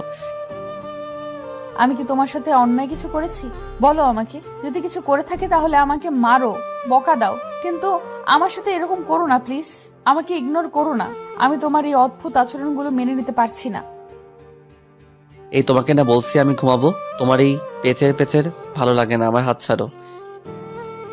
ঈশিতা আমার এই কথা শুনে কান্না শুরু করে দিল। কান্নার আওয়াজ পেয়ে আম্মু আমার রুমে চলে আসলো। আম্মু বলতে লাগলো, কি হয়েছে ঈশিতা? দেখো তোমার ছেলে আমার সাথে কেমন করছে। কি হয়েছে ফারাবি, তুই মেয়েটার সাথে এরকম করছিস কেন? আমি কিছু করছি না, ওকে বলো কান্না থামাতে, আর না হয় অন্য রুমে গিয়ে কান্না করতে আমি ঘুমাবো। না, আমি এখান থেকে যাব না। আমি এই রুমেই কান্না করব। না গেলে আমি চলে যাই। আমি রুম থেকে বাহির হতে যাব এমন সময় ঈশিতা কান্না করতে করতে রুম থেকে বাহির হয়ে গেল। আম্মু পিছন থেকে ঈশিতাকে ডাকছে, কিন্তু ঈশিতা শুনছে না। আম্মু ঈশিতার পিছনে যেতে লাগলো। আমি দরজা লাগিয়ে বিছানায় শুয়ে পড়লাম, কিন্তু কিছুতেই ঘুম আসছে না। বুকটা কেমন যেন খালি খালি লাগছে, কিসের যেন অভাব। 4 বছর আগে বাহিরে যাওয়ার সময় ঈশিতা আমার বুকে মাথা রেখে বলেছিল, তোর এই বুকটা শুধু আমার জন্য বরাদ্দ, এখানে আর অন্য কাউকে ঠাঁই দিবি না। আমার বাকিটা জীবন তোর এই বুকে মাথা রেখে ঘুমাতে চাই। এসব ভাবতে ভাবতে কখন ঘুমিয়ে গেলাম বলতে পারবো না। সকাল 10টায় ঘুম ভাঙলো। আমি ফ্রেশ হয়ে নিচে নেমে ঈশিতাকে দেখতে পাচ্ছি না। সারা রাত কোথায় ছিল, কোন রুমে ছিল তাও জানি না। আমি আম্মুকে ঈশিতার কথা জিজ্ঞাসা করলাম। আম্মু বলতে লাগলো, আমি জানি না। তুমি জানো না মানে? 4 বছর পরে এসে মেয়েটার সাথে এরকম ব্যবহার করতে পারলি তুই? মেয়েটা সারা রাত ড্রয়িং রুমের সোফায় বসে কান্না করেছে, একটুও ঘুমায়নি। এখন কোথায়? চলে গেছে। চলে গেছে মানে? কোথায় চলে গেছে? ওদের বাসায়। আম্মুর কথা শুনে আমার রাগ উঠে গেল। যে কারণে 4 বছর পরে এত কাছে আসার পরে ওকে আপন করে নিতে পারিনি, আবারও না বলে ওই বাড়িতে গিয়েছে। কেন গিয়েছে? সাকিবের সাথে কথা বলার জন্য। আমি একটা রিক্সা নিয়ে ঈশিতার বাসায় চলে গেলাম। রাগ একটু কমেনি। বাসার কলিং বেল চাপ দিতেই খালামণি এসে দরজা খুলে দিল। তারপর আমাকে ঈশিতার সম্পর্কে অনেক কিছু জিজ্ঞাসা করলো। আমি কোনো কিছুর প্রতি উত্তর না দিয়ে সোজা ঈশিতার রুমের কাছে চলে গেলাম। সাকিবকে বাসায় দেখতে পাচ্ছি না, হয়তো অফিসে চলে গিয়েছে। আমি ঈশিতার দরজার সামনে দাঁড়াতেই ঈশিতার স্পষ্ট কান্নার আওয়াজ শুনতে পেলাম। আমি দরজায় দাঁড়িয়ে ঈশিতাকে একটা ডাক দিলাম। সাথে সাথে কান্নার আওয়াজটা কয়েক সেকেন্ডের জন্য অফ হয়ে গেল। হয়তো বোঝার চেষ্টা করছে কে আমাকে ডাকে। আমি আবারও ঈশিতাকে ডাক দিলাম। এবার কান্নার আওয়াজটা একটু বেড়ে গেল, হয়তো বুঝে ফেলেছে আমি এসেছি। আমি আরো কয়েকটা ডাক দিলাম দরজা খোলার জন্য। না, প্রতিবারই কান্নার আওয়াজ বেড়ে চলেছে। আমি এক নাগাড়ে ডেকেই যাচ্ছি আর ও এক নাগাড়ে কান্না করেই যাচ্ছে। অলরেডি 30 মিনিট ওভার হয়ে গিয়েছে। আমি দরজার বাইরে দাঁড়িয়ে ওকে ডাকছি, কিন্তু ও দরজা খুলছে না। এবার মেজাজটা একটু খারাপ হয়ে গেল। আমি দরজা জোরে ধাক্কা দিয়ে ডাকতে লাগলাম, দরজা খুলবে কি খুলবে না বলো। আর যদি দরজা না খুলো তাহলে এই বাড়িতে আজীবনের জন্য থেকে যেও। ওই বাড়িতে আর যাওয়ার দরকার নাই, আমি চলে যাচ্ছি। ঈশিতা তারপরও দরজা খুলছে না। এবার মেজাজটা আরো খারাপ হয়ে গেল।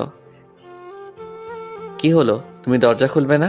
আচ্ছা ঠিক আছে, দরজা খোলার দরকার নেই, যত পারো কান্না করো, আমি চলে যাচ্ছি। এ কথা বলে চুপ করে সাইড হয়ে দাঁড়িয়ে রইলাম। কিছুক্ষণ কোনো সারা শব্দ করলাম না। ঈশিতার কান্না অফ হয়ে গেল। হয়তো মনে মনে বলছে ও কি সত্যি সত্যি চলে গেছে। আমি কিছুক্ষণ চুপ করে থেকে আবারও দরজার সামনে গিয়ে ডাক দিলাম।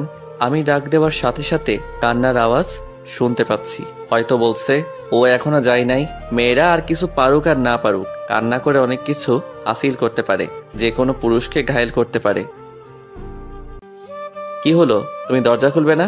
এবার যদি দরজা না খুলো তাহলে আমি সত্যি সত্যি চলে যাব। তারপর দেখি কি করো। না, আর থাকবো না। এবার সিঁড়ি দিয়ে নিচে নামতে যাব। এমন সময় দরজা খোলার আওয়াজ শুনতে পেলাম। আমি রুমের ভিতরে প্রবেশ করে দেখি মাথা নিচের দিকে দিয়ে বিছানার কাছে দাঁড়িয়ে আছে। আমি তার সামনে গিয়ে দাঁড়ালাম। সে মুখ অন্যদিকে ফিরিয়ে নিল। আমি আবারও সামনে গেলাম। সে এবারও অন্যদিকে মুখ ফিরিয়ে নিল। বুঝতে পেরেছি অনেকটা অভিমান করে বসে আছে, কিন্তু আমি তার অভিমান ভাঙাবো না। সে না বলে এখানে আসলো কেন? আমি তার হাতটা ধরলাম এবং বললাম, কার কাছে বলে এখানে এসেছো? ঈশিতা অবাক হয়ে আমার দিকে তাকালো। হয়তো এই মুহূর্তে এই কথাটা আমার কাছ থেকে আশা করেনি। সে হয়তো ভেবেছিল ও সারা রাত কান্না করেছে, রাগ করে অভিমান করে চলে এসেছে। আমি তার রাগ অভিমান ভাঙিয়ে বলবো, সরি, তোমাকে অনেক কষ্ট দিয়ে ফেলেছি। ওই সময় আমার কি হয়েছিল জানি না, তোমার সাথে এরকম ব্যবহার করেছি, আমাকে ক্ষমা করে দাও। কিন্তু আমি তাকে উল্টা জিজ্ঞাসা করছি, তুমি কার কাছে বলে এই বাড়িতে এসেছো? ঈশিতা কোনো কথা বলছে না, তাই আমি আবারও জিজ্ঞাসা করলাম, কি হলো, কথা বলো না কেন? কার কাছে বলে এই বাড়িতে এসেছো? কারো কাছে না। তাহলে আসলে কেন? কথা বলো, আমার কথার উত্তর দাও। তোমার সাথে এক রাত কথা বলি নাই, তুমি রাগ করে অভিমান করে চলে এসেছো। তোমার সাথে কথা বলি নাই, তুমি যতটুকু কষ্ট পেয়েছো তার চেয়েও বেশি কষ্ট পেয়েছি আমি। সারা রাত ঘুমাতে পারি নাই। 4 বছর পর তুমি আমার কাছে আসার পরেও কেন তোমার সাথে এরকম ব্যবহার করলাম জানো তুমি? ঈশিতা আমার কথা শুনে আমার দিকে অবাক হয়ে ঘুরে তাকালো। এক এক করে ঈশিতাকে সবকিছু খুলে বললাম।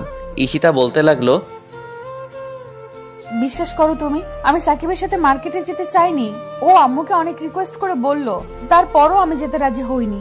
কারণ তুমি যে বোরকা পরার জন্য বলেছিলে, ওই বোরকাটা ধুয়ে শুকাতে দিয়েছিলাম। কিন্তু আম্মুর অনেক রিকোয়েস্টের পরে ওই বোরকাটা যেটা তুমি পছন্দ না করো ওইটা পরে গিয়েছিলাম। আমি সরি, আর এরকম বোরকা কখনো পরবো না। আচ্ছা ঠিক আছে, চলো এবার বাসায় চলো। আর কখনো না বলে এই বাড়িতে আসবা না। যদি প্রয়োজন হয় আমাকে বলবা, আমি নিয়ে আসবো। ঈশিতাকে নিয়ে রাস্তায় দাঁড়িয়ে আছি, অনেকক্ষণ হয়ে গেল, একটা রিক্সাও পাচ্ছি না। না, আর দাঁড়িয়ে না থেকে দুজন হাঁটতে শুরু করলাম। দুজন পাশাপাশি হাঁটছি। ঈশিতার হাত আর আমার হাত বারবার স্পর্শ হচ্ছে, কিন্তু আমি ঈশিতার হাত ধরছি না। ঈশিতা হয়তো চাচ্ছে ওর হাতটা আমি ধরি। বারবার ওর হাতটা আমার হাতের সাথে ইচ্ছাকৃতভাবে স্পর্শ করছে। আমি একটু মজা নেওয়ার জন্য আমার হাত দুটো পকেটে ঢুকিয়ে ফেললাম। ঈশিতা আমার দিকে একবার তাকালো, হয়তো মনে মনে বলছে, শয়তান পোলা, হাত দুটো পকেটে ঢুকিয়ে ফেলছিস কেন? আমার সাথে ভাব ধরছিস? যা, তোর হাত ধরবই না। আমি পকেট থেকে একটা হাত বের করে ঈশিতার হাতটা ধরলাম। সাথে সাথে ঈশিতা আমার দিকে তাকালো। 4 বছর পর ভালোবাসার মানুষের হাত স্পর্শ করছি। হাতটা একদম পিচ্চি বাচ্চাদের হাতের মতো, দেখলে বোঝা যায় না 23-24 বছরের মেয়ের হাত। হাতে নখগুলো একটু বড়, প্রতিটি নখে লাল রঙের নীল পালিশ দেওয়া। আর হাতের মধ্যে সবচেয়ে বেশি ফুটে উঠেছে সেটা হলো আমার পরিয়ে দেওয়া রিং। আমি হাতটা ধরে অল্প একটু জোরে চাপ দিলাম। ঈশিতা কোনো সারা শব্দ করলো না। এবার আমি একটু জোরেই চাপ দিলাম। ঈশিতা এবার জোরে উফ করে উঠল। আমি সাথে সাথে হাত ছেড়ে দিলাম। কি হলো, ব্যথা পেলে? যা, এত জোরে কেউ চাপ দেয়? ঈশিতার দিকে লক্ষ্য করে দেখি চোখে পানি টলমল করছে। না, সত্যি অনেকটা ব্যথা পেয়েছে, না হলে চোখে পানি আসতো না।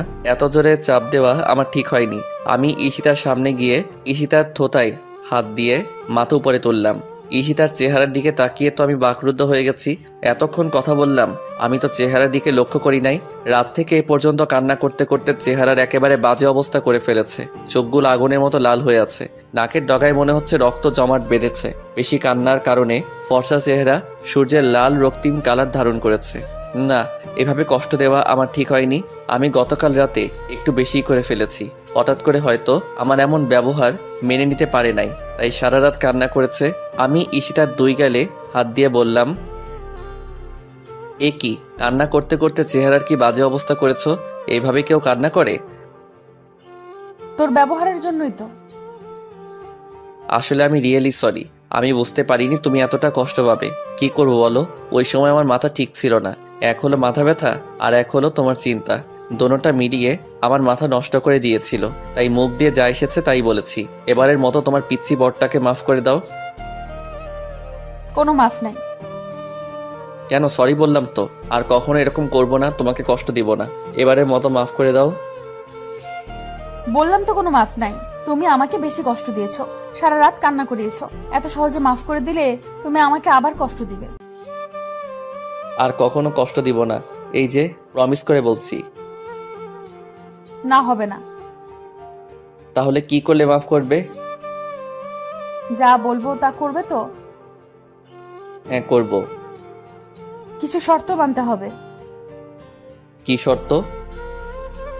কি শর্ত আগে বলতে পারবো না। আগে তুমি বলো আমার শর্তগুলো মানবে কি মানবে না। হ্যাঁ, মানবো। প্রথম শর্ত, গতকাল রাত থেকে কিছু খাই নাই। প্রচুর খিদে লেগেছে। এখন বাসায় গিয়ে আমাকে নিজ হাতে খাইয়ে দিতে হবে। কি বলো তুমি, কাল রাত থেকে কিছু খাও নাই? এই জন্য চেহারার এই অবস্থা করেছো। চলো এখন তাড়াতাড়ি বাসায় চলো। না, আগে আমার শর্তগুলো শোনো। শর্ত পরে শুনবো, আগে তাড়াতাড়ি বাসায় চলো। এইভাবে না খাইয়ে থাকলে শরীরে রোগ বেঁধে যাবে। কিচ্ছু হবে না আমার, আগে আমার শর্তগুলো শোনো। বললাম তো পরে শুনবো, আগে বাসায় চলো। বাসায় গিয়ে তারপর শুনবো। তার মানে তুমি আমার শর্তগুলো শুনবে না? আচ্ছা ঠিক আছে, তাড়াতাড়ি বলো। প্রথম শর্ত মনে আছে তো? হ্যাঁ আছে। তাহলে দ্বিতীয় শর্ত, আজকে থেকে আমি যা চাইবো তা অনায়াসে এনে দিতে হবে। কখনো না করতে পারবে না। আচ্ছা ঠিক আছে, এনে দিব। তাহলে তৃতীয় শর্ত, হ্যাঁ বলো। আমি যদি কখনো ভুল করি তাহলে আমাকে শুধরিয়ে দিবে, আর না হয় আমাকে বলবে, আমি শুধরে নিব। কিন্তু আমাকে না বলে তার কারণে আমাকে ইগনোর করা চলবে না। আমাকে দূরে সরিয়ে দিতে পারবে না, ধমক দিতে পারবে না। যদি আমাকে কিছু না বলে আমার সাথে গতকালকের মতো উল্টাপাল্টা কিছু করো, তাহলে একটা বাড়ি দিয়ে মাথাটা ফাটিয়ে হসপিটালে ভর্তি করে রাখবো। তারপর তুমি কাঁদবে? কাঁদলে কাঁদবো। চতুর্থ শর্ত, আরো আছে? হ্যাঁ, আরো অনেক। আচ্ছা দাঁড়াও 1 মিনিট। এই মিয়া, আপনারা শুনছেননি? আরে ওইদিকে কি দেখেন? আমার দিকে তাকান। আপনাকে বলছি, শুধু তো গল্প পড়তে বসে থাকেন। কীর্তি কারবারটা দেখছেননি? আমার সিনিয়র আপুর, নাউজুবিল্লাহ, সিনিয়র বউয়ের। এতে আর বউ ওইয়া মোটর সাইকেলে আরেক স্যামরার লগে ল্যাপটি মাইরা ঘুইরা বেড়াইছে, গার সাথে গা ঘেসে ছবি তুলছে। তার এই অপরাধের জন্য আমার কাছে একবার সরি বলছে, আমি মাফ করে দিছি। আর আমি তার সাথে একটু রাগ দেখিয়ে কথা বলছি, তারপর 3 বার সরি বললাম। কিন্তু আমার মাফ নাই। এই মাঝ রাস্তায় রোদের মধ্যে দাঁড়িয়ে আমাকে শর্ত দিচ্ছে। অলরেডি 3টা দিয়ে ফেলেছে, আরও অনেক আছে। কেমনটা লাগে বলেন? মেজাজটা গরম হয়ে যায়নি? মনটা কয় থাপড়াইয়া সবগুলো দাঁত ফেলে দেই। মেয়েদেরকে বেশি ভালোবাসা দেখানো ঠিক না, তাহলে তারা আহ্লাদি হয়ে মাথায় চড়ে বসে। এই কি হলো? কাকে থাপড়িয়ে দাঁত ফালানোর কথা বলছো? না, কাউকে না। কি বলতেছিলা বলো। তাহলে চতুর্থ শর্ত শোনো। হ্যাঁ বলো। এই 4 বছরে তুমি ছিলে না বলে আমার কোনো পছন্দের জায়গায় ঘুরতে যেতে পারি নাই। এখন থেকে প্রতি বিকেল বেলা আমাকে আমার পছন্দের জায়গায় ঘুরতে নিয়ে যেতে হবে, এবং আজ বিকেলে এক জায়গায় যাব, ওই জায়গায় নিয়ে যেতে হবে। যথা আজ্ঞা। তাহলে পঞ্চম শর্ত। পঞ্চম শর্তটা কিন্তু একটু কঠিন। যত কঠিন হোক তুমি বলো। আমাকে সারা রাত কাঁদানোর জন্য এবং কষ্ট দেওয়ার জন্য এই মাঝ রাস্তায় 20 বার কান ধরে উদ্বস করতে এবং বলতে হবে আমাকে আর কখনো কষ্ট দিবে না।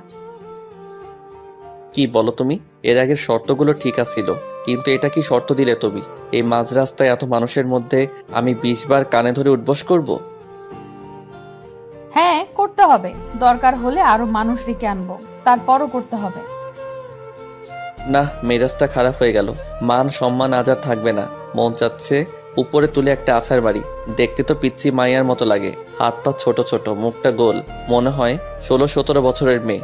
কিন্তু কে বলবে এই মেয়ের বয়স 23-24, আমার চেয়ে 1.5-2 বছরের বড়। এখন 20 বার কান ধরে উদ্বস করবা আর বলবা আমাকে আর কখনো কষ্ট দিবা না। 20 বার?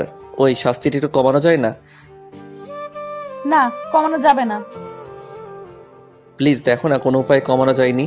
20 বার উঠবস করলে আমি বাঁচবো? না, 20 বার ওই উদ্বস করতে হবে। আমাকে কষ্ট দেওয়ার সময় মনে ছিল না? 15 বার করি?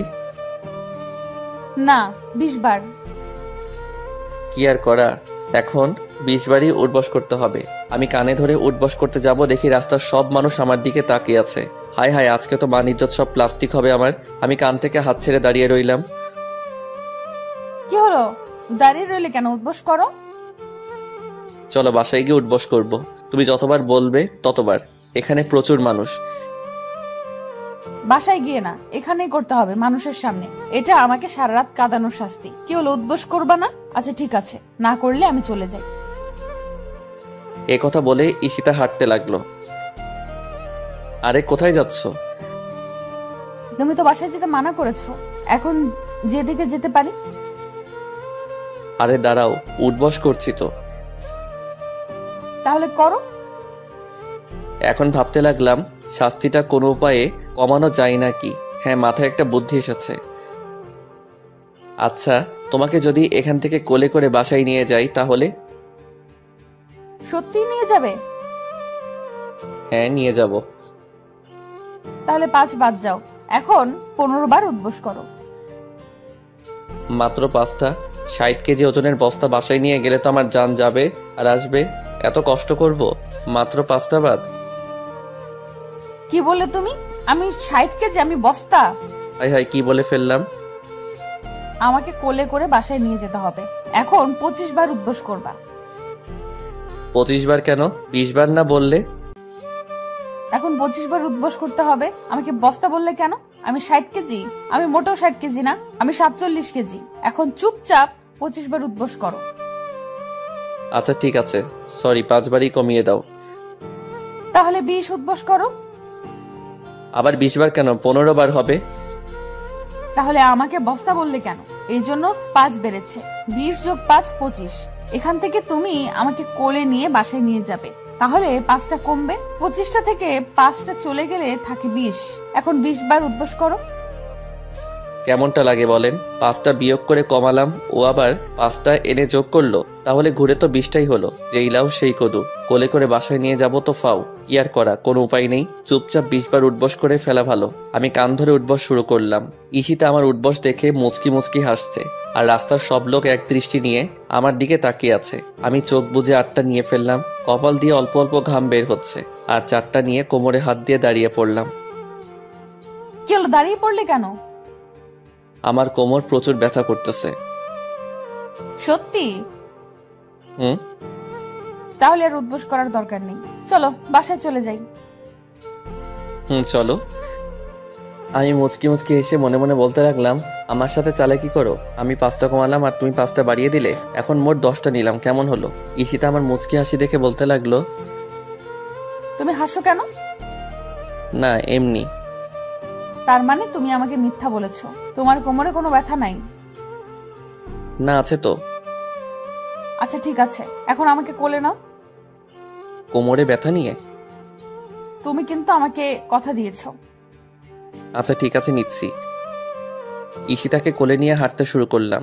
ঈশিতা আমার কপালে বেয়ে আসা ঘামগুলো তার শাড়ির আঁচল দিয়ে মুছে দিচ্ছে। একটা মানুষ যে তার প্রিয় মানুষকে কতটুকু ভালোবাসে তার কেয়ারিং দেখে বোঝা যায়। আমি তোমাকে অনেক ভালোবাসি, তাই তো সব দিকে তোমার এত কেয়ার করি। ঈশিতা তার হাত দিয়ে আমার গলা জড়িয়ে ধরে আছে এবং পলকহীন দৃষ্টি নিয়ে আমার দিকে তাকিয়ে আছে। কি দেখো? আমার পিচ্চি বরটাকে। আমাকে দেখার কি আছে? তোমার মাথা একটু নিচে নামাও। আমি মাথাটা নিচে নামালাম। ঈশিতা তার হাত দিয়ে আমার স্টাইল করা চুলগুলো সব ওলট পালট করে দিল।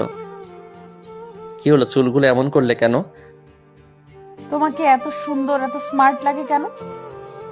তাই বলে চুলগুলো তুমি এমন করবে? 100 বার করব, কেউ যেন তোমার দিকে না তাকায়, শুধু আমি দেখবো। তাই শুধু তুমি দেখবে? বাসার সামনে গিয়ে ঈশিতাকে কোল থেকে নামিয়ে দিলাম। দরজার কলিং বেল চাপ দিতেই আম্মু এসে দরজা খুলে দিল। আম্মু ঈশিতাকে দেখে বলতে লাগলো, কি হলো, চলে আসলি কেন? তোমার ছেলে নিয়ে আসছে। আমার ছেলে তো তোর সাথে গতকাল রাতে খারাপ ব্যবহার করেছে। তোমার ছেলে আমার কাছে প্রমিস করেছে আর কখনো এরকম করবে না, না হলে আমি আসতাম না। ফের যদি আবার এরকম করে তাহলে একেবারে চলে যাব, আর কখনো আসবো না। না, এখন আমাকে খাবার দাও, আমার প্রচুর খিদে লেগেছে। তোমার ছেলের জন্য একদিন না খেয়েছিলাম। ঠিক আছে, তুই টেবিলে বস, আমি খাবার দিচ্ছি। না, টেবিলে বসে খাবো না, তুমি খাবার দাও, আমি রুমে নিয়ে খাবো। আম্মু ঈশিতার দিকে তাকিয়ে একটা মুচকি হাসি দিল। মার চোখ ফাঁকি দেওয়ার মতো কেউ নাই। আম্মু হয়তো বুঝে ফেলেছে ঈশিতা কি জন্য রুমে খাবার নিয়ে খাবে। আমি রুমে এসে বিছানায় শুয়ে পড়লাম। 2-3 মিনিট পর ঈশিতা খাবার প্লেট হাতে নিয়ে রুমে ঢুকলো। দেখে আমি বিছানায় শুয়ে আছি বলতে লাগলো, কি হলো, শুয়ে পড়লে কেন? উঠো বলছি। শুয়ে পড়ছি কি সাদে? তোমাকে কোলে করে নিয়ে আসতেই তো আমার জান শেষ। তার মানে বোঝাচ্ছ আমি অনেক উইট? আমি কখন বললাম তুমি অনেক উইট? এই যে বললে আমাকে কোলে করে নিয়ে আসতে আসতে তোমার জান শেষ, আর ভুলেও কখনো বলবো না আমাকে কোলে নেওয়ার জন্য। ঈশিতা রাগ করে খাবার প্লেট হাতে নিয়ে রুম থেকে চলে যাচ্ছে। আরে কোথায় যাচ্ছ? নিচে যাচ্ছি, খাবো না আমি?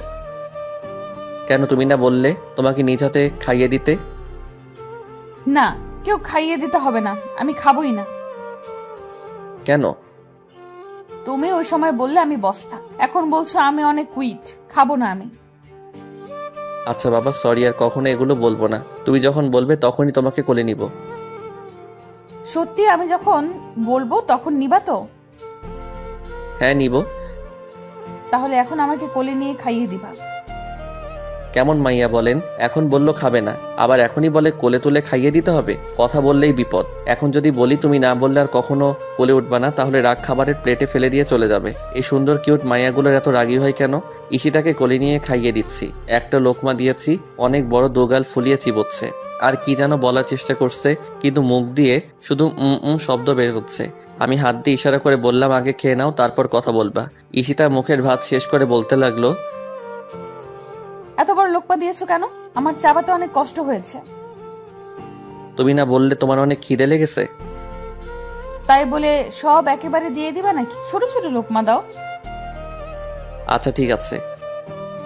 এবার ঈশিতাকে একটা ছোট লোকমা দিলাম, তারপরও দুর্গাল ফুলিয়ে চাবাচ্ছে।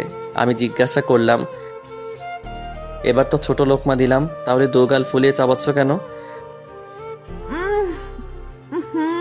একটা ঢোক গিলে বলতে লাগলাম, এটা আমার ছোটবেলার অভ্যাস। আমি ঈশিতার খাবারের স্টাইল দেখে আমার হাসি উঠে গেল। ঈশিতার কাছে পিচ্চি বাচ্চারাও হার মানবে। বাচ্চারা মনে হয় এই সিস্টেমে খাবার খায় না। ঈশিতাকে খাবার খাওয়ানো শেষ করতেই দেরি, আম্মু ডাক দিতে দেরি নয়। একটু রোমান্স করবো সেই সুযোগটা পেলাম না। আমি গোসল দিয়ে মসজিদে নামাজ পড়তে চলে গেলাম। নামাজ শেষ করে মসজিদে কিছুক্ষণ কোরআন তেলাওয়াত করে তারপর বাসায় আসলাম। বাসায় এসে দেখি টেবিলে খাবার রেডি, সবাই মিলে খাওয়া দাওয়া করলাম। ঈশিতা আগে উঠে চলে গেল। আমি আব্বুর সাথে একটা বিষয় নিয়ে কথা বলতেছি। আব্বুর সাথে কথা বলা শেষ করে আমি আমার রুমের দিকে পা বাড়ালাম। রুমে ঢুকে দেখি ঈশিতা ড্রেসিং এর আয়নার সামনে বসে চুল আঁচড়াচ্ছে। আমি দরজাটা লাগাতে গিয়ে দরজাটা একটু জোরে আওয়াজ হলো। ঈশিতা হকচকিয়ে বলল, কে? ঈশিতা এত জোরে কে বলছে? আমি একটু ভয় পেয়ে গেলাম। এমন তার ছেড়ে আমি দেখি নাই। এ বাসায় আব্বু আম্মু আমি আর ঈশিতা ছাড়া কেউ নাই। তাহলে রুমে কে আসবে? ঈশিতা আমার দিকে তাকিয়ে আছে। আমিও এক দৃষ্টি নিয়ে ঈশিতার দিকে তাকিয়ে ওকে খুব সুন্দর লাগছে। আমি একটু মজা নেওয়ার জন্য সিনেমায় অ্যাক্টিং শুরু করলাম। দেখি ঈশিতা কি করে। হাই সুন্দরী, তুমি আমাকে চিনো না? আমি কে? কিছুদিন আগে সবার সামনে তুমি আমার গালে থাপ্পড় দিয়েছিলে। আমি আজ তার প্রতিশোধ নেব। এই নির্জন বাসায় তোমাকে একা পেয়েছি। আজ কেউই তোমাকে আমার হাত থেকে রক্ষা করতে পারবে না। হা হা হা হা। আমি তোদের মতো সন্ত্রাসীকে ভয় পাই না। তাই নাকি সুন্দরী? আজ তোমাকে দেখাবো ভয় কত প্রকার ও কি কি। এ কথা বলে আমি ঈশিতার দিকে এগিয়ে যেতে লাগলাম। ঈশিতা বলতে শুরু করলো, প্লিজ আপনি আমার কাছে আসবেন না। আমি কিন্তু চিৎকার করব, লোক ডাকবো। হাই হাই, এ তো দেখি অ্যাক্টিং এ আমার ওস্তাদ। হা হা হা। চিৎকার করে কোনো লাভ হবে না সুন্দরী। তোমার চিৎকার শুনে কেউ আসবে না। তাই চুপচাপ বসে থাকো আর আমার লীলা খেলা দেখতে থাকো। আমি ঈশিতার দিকে এগিয়ে যেতে লাগলাম। ঈশিতা বলতে লাগলো, তুই আমার কাছে আসবি না শয়তান। তুই আমার স্বামীকে চিনিস না। আমার স্বামী যদি একবার জানতে পারে তাহলে তোকে জ্যান্ত মাটিতে দিয়ে ফেলবে। হা হা হা। তাই নাকি? ডাক তোর স্বামীকে। ঈশিতা চোখ বুজে ফারাবি বলে একটা ডাক দিল। সাথে সাথে আমি অ্যাক্টিং ছেড়ে দিয়ে হাতের ডেনাটা একটু উপরে তুললাম। চুলগুলো হাত দিয়ে নাড়া দিয়ে ঈশিতার সামনে গিয়ে বললাম, কি হয়েছে ঈশিতা? এত জোরে চিৎকার করলে কেন? একটা গুন্ডা এসেছিল। কোথায়? তুমি আসার পরে চলে গেছে। তাই? হুম। দুজনেই জোরে হেসে উঠলাম। ঈশিতাকে ড্রেসিং এর আয়নার সামনে থেকে কোলে তুলে নিলাম। তারপর বিছানার দিকে এগিয়ে যেতে লাগলাম। ঈশিতা তার হাত দিয়ে আমার গলা জড়িয়ে ধরেছে। বিছানার কাছে নিয়ে ওকে শুইয়ে দিলাম। ঈশিতা চোখ বন্ধ করে জোরে জোরে নিঃশ্বাস নিতে লাগলো। আমি ঈশিতার সেই নিঃশ্বাসের আওয়াজ স্পষ্ট শুনতে পারছি। আমি আস্তে আস্তে ঈশিতার গোলাপি ঠোঁট জোড়ার দিকে এগিয়ে যাচ্ছি। ঈশিতার বুক খুব দ্রুত ওঠানামা করছে। আমি যখন ঈশিতার ঠোঁট জোড়াগুলো নিজের আয়ত্তে নিয়ে নেব এমন সময় ঈশিতার দিকে তাকালাম। ওর কপালে অল্প অল্প ঘামের ফোঁটা, ঠোঁটগুলো শুকিয়ে একটা থেকে আরেকটা আলাদা হয়ে আছে। ঈশিতার গরম উষ্ণ নিঃশ্বাস আমার মুখের উপর পড়ছে। নিজেকে এক অজানা জগতে হারিয়ে ফেলছি। আমি ঈশিতার ঠোঁট জোড়ার কাছে আমার ঠোঁট জোড়া নিয়ে ফিরিয়ে আনলাম। পরক্ষণে ঈশিতা তার চোখ খুলে তাকালো এবং বলতে লাগলো, কি হলো? না কিছু না। সরো আমার উপর থেকে, খালামণি ডাকছে। কেউ ডাকছে না, চুপচাপ শুয়ে থাকো। ঈশিতা আমার কথা মতো চুপ হয়ে শুয়ে রইল। এবারও আমি ঈশিতার ঠোঁট জোড়ার কাছে আমার ঠোঁট জোড়া নিলাম। ঈশিতা চোখ বন্ধ করে জোরে জোরে নিঃশ্বাস ফেলছে আর কারো ঠোঁটের স্পর্শ পাওয়ার জন্য তার ঠোঁটগুলো অল্প অল্প কাঁপন তুলছে। আমি আস্তে আস্তে ঈশিতার ঠোঁটগুলো নিজের আয়ত্তে নিয়ে নিলাম। দুজনের গরম উষ্ণ নিঃশ্বাস মিলে একাকার হয়ে গেল। ঈশিতা তার হাত দিয়ে আমার চুল খামচে ধরেছে। কতক্ষণ পর্যন্ত দুজন বিভোর হয়েছিলাম ভালোবাসার মধুময় ফিলিংসে বলতে পারবো না। কিছুক্ষণ পর ঈশিতা আমাকে ধাক্কা দিয়ে নিচে ফেলে আমার বুকে এসে শুয়ে পড়ল এবং জোরে জোরে হাঁপাতে লাগলো। আমি বড় বড় কয়েকটা নিঃশ্বাস নিয়ে ঈশিতাকে বললাম, এখন ওঠো, আমার একটু বাহিরে যেতে হবে। বাহিরে কেন? আমার একটু কাজ আছে। না, কোথাও যেতে পারবে না। আমি এখন ঘুমাবো। ঘুমাবে ভালো কথা, বালিশে ঘুমাও। না, আমি তোমার বুকে ঘুমাবো। আমি বলছি না তোমার বুকটা শুধু আমার জন্য বরাদ্দ। এখন কোনো কথা নয়। গতকাল রাতে ঘুমাতে পারি নাই তোমার জন্য। এখন আমি ঘুমাবো, তুমি চুপচাপ শুয়ে থাকো। আরে এই দিনের বেলা আমার ঘুমে ধরবে না তো? ঘুমে না ধরলেও তোমার শুয়ে থাকতে হবে। যতক্ষণ পর্যন্ত আমি ঘুমাবো ততক্ষণ পর্যন্ত একদম নড়াচড়া করবে না। নড়াচড়া করলে কিন্তু একদম মেরে ফেলবো। পাগলি একটা। কি আর করা, বাধ্য হয়ে বুকে নিয়ে শুয়ে আছি। এই দিনের বেলা তো ঘুম আসবে না। ঈশিতার দিকে তাকিয়ে দেখি চোখের পাতা একবার খুলে একবার বন্ধ করে, ছোট বাচ্চাদের মতো চুপটি করে আমার বুকে শুয়ে আছে। ওর লম্বা চুলগুলো দিয়ে মুখের একপাশ ঢাকা। ওকে ঘুমন্ত অবস্থায় খুব মায়াবী লাগছে। মুখের চুলগুলোতে হাত দিয়ে সরিয়ে কপালে একটা চুমু এঁকে দিলাম। ঈশিতা সাথে সাথে একটু নড়ে চড়ে আমাকে শক্ত করে জড়িয়ে ধরলো। ঈশিতাকে বুকে নিয়ে শুয়ে থাকতে থাকতে কখন যে নিজেই ঘুমিয়ে গেলাম বলতে পারবো না। বিকাল 5টা ঈশিতা আমাকে ঘুম থেকে ডেকে তুলে তাড়াতাড়ি ওয়াশরুমে পাঠিয়ে দিল। আজকে নাকি ওকে ওর পছন্দের জায়গায় নিয়ে যেতে হবে। ওয়াশরুম থেকে বের হয়ে দেখি ঈশিতা দাঁড়িয়ে আছে তোয়ালে হাতে। আমার ভেজা চুলগুলো তোয়ালে দিয়ে মুছে দিল। তারপর আমার পছন্দের নীল কালারের একটা পাঞ্জাবি এনে দিয়ে বলল, তাড়াতাড়ি এটা পরো। আমার প্রিয় কালারের পাঞ্জাবি কোথায় পেয়েছো জিজ্ঞাসা করতেই বলল, চাকরির প্রথম মাসের টাকা দিয়ে তোমার জন্য এই পাঞ্জাবি কিনেছিলাম। আমি রেডি হয়ে ড্রয়িং রুমের সোফায় বসে আছি। ঈশিতা এখন আসার কোনো খবর নাই। মেয়েদের সাজতে এত সময় লাগে কেন? হঠাৎ করে লক্ষ্য করে দেখি ঈশিতা সিঁড়ি দিয়ে নিচে নামছে। আমি অলক্ষীন দৃষ্টি নিয়ে ঈশিতার দিকে তাকিয়ে আছি। আমি যেন চোখ সরাতে পারছি না। আকাশি কালার শাড়ির কুচিগুলো এত সুন্দর করে দিয়েছি যে মনে হচ্ছে যে মেশিনে কুচিগুলো দিয়ে ক্লিপ লাগিয়ে দিয়েছে। দুহাত ভর্তি নীল চুড়ি, কপালে লাল টিপ, ঠোঁটে হালকা গোলাপি লিপস্টিক, চোখে গাঢ় করে কাজল, লম্বা রেশমি কালো চুলগুলো কোমর পর্যন্ত ছাড়িয়ে। বাগানের ঠিক উপরে একটা টকটকে লাল গোলাপ। সেই লাল গোলাপটা যেন ঈশিতার সৌন্দর্যটা আরো কয়েক গুণ বাড়িয়ে দিয়েছে। আমি মুগ্ধ মহিমায় তাকিয়ে আছি আমার সিনিয়র বয়সের দিকে, যেন স্বর্গ থেকে উঠে আসা কোনো অপ্সরী আমার সামনে দাঁড়িয়ে। ঈশিতা আমার সামনে এসে হাসি মুখে বলতে লাগলো, দেখো তো আমাকে কেমন লাগছে। অনেক সুন্দর লাগছে। শুধু সুন্দর লাগছে? আমি ঈশিতার দিকে তাকিয়ে দেখি হাসি উজ্জ্বল চেহারাটা মুহূর্তের মধ্যে ফ্যাকাশে হয়ে গেল। হয়তো মনে মনে বলছে, আমি এতক্ষণ লাগিয়ে এত সুন্দর করে সাজলাম আর ওর কিনা বলছে শুধু সুন্দর লাগছে। আমি ঈশিতার ফ্যাকাশে চেহারা দেখে বলতে শুরু করলাম, তোমাকে সত্যি অনেক সুন্দর লাগছে। তোমাকে এতটাই সুন্দর লাগছে যে আমি তোমার কাছ থেকে চোখ সরাতে পারছি না। তোমার এই সৌন্দর্যের কাছে স্বর্গের যে কোনো অপ্সরীয় হার মানতে হবে। ঈশিতা আমার মুখে তার সৌন্দর্যের প্রশংসা শুনে মুচকি হেসে বলল, হইছে, আর বলতে হবে না, চলো। ঈশিতাকে নিয়ে ঈশিতার পছন্দের একটা পার্কে চলে গেলাম। সূর্য মামা যতক্ষণ না পশ্চিম আকাশে হেলে পড়েছে ততক্ষণ পর্যন্ত দুজন পার্কে বসেছিলাম। দিনের আলোকে বিদায় জানিয়ে সন্ধ্যা যখন চারপাশকে গ্রাস করবে তখন দুজন হাত ধরে হাঁটতে শুরু করলাম অসংখ্য বাতিধারা ভরপুর শহরের সুন্দর রাস্তায়। ঈশিতা একটু থেমে থেমে হাঁটছে। আমি বালিকাকে জিজ্ঞাসা করলাম, কি হলো, খিদে লেগেছে? ঈশিতা মাথা নাড়িয়ে হ্যাঁ বলল। তাহলে চলো একটা রেস্টুরেন্টে খেয়ে বাসায় চলে যাব। দুজনে হাঁটছি। হঠাৎ করে একটু দূরে একটা ফুচকার দোকান দেখা যাচ্ছে। ঈশিতা ফুচকার দোকানটা দেখে খুশি হয়ে দৌড়ে ফুচকার দোকানের সামনে চলে গেল। আমি যে ঈশিতার সাথে আছি তার খেয়ালই নাই। আমি আস্তে আস্তে হাঁটছি। ঈশিতা ফুচকার দোকানের সামনে গিয়ে পিছনে ফিরে তাকালো। আমাকে দেখতে পাচ্ছে না। তার চোখ জোড়া পাগলের মতো আমাকে খুঁজতে লাগলো, এদিক ওদিক তাকাচ্ছে। পরক্ষণে আমি যখন তার সামনে গেলাম সে দৌড়ে আমার কাছে আসলো এবং হাঁপাতে হাঁপাতে বলতে লাগলো, কোথায় ছিলে তুমি? তুমি এত আস্তে আস্তে হাঁটো কেন? আমি তো ভয় পেয়ে গেছিলাম। তুমি তো আমাকে রাস্তায় ফেলে চলে আসছো। সরি, এখন চলো ফুচকা খাবো। কিসের ফুচকা? ফুচকা ভালো না, চলো রেস্টুরেন্টে কিছু খেয়ে তারপর বাসায় চলে যাব। না, আমি রেস্টুরেন্টে খাবো না, আমি ফুচকা খাবো। ফুচকা ভালো না তো, এগুলো খেলে পেটে সমস্যা হবে। তার চেয়ে ভালো রেস্টুরেন্টে কিছু খেয়ে তারপর বাসায় চলে যাবে। না, আমি ফুচকাই খাবো। বালিকাকে কোনোভাবে বোঝাতে পারলাম না। বালিকা দৌড়ে গিয়ে 3 প্লেট ফুচকা অর্ডার দিল। 2টাই ঝাল একটু বেশি আর একটা একটু কম। আমি বালিকাকে জিজ্ঞাসা করলাম, 3 প্লেট ফুচকা কেন আর একটাই ঝাল কম, 2টাই বেশি কেন?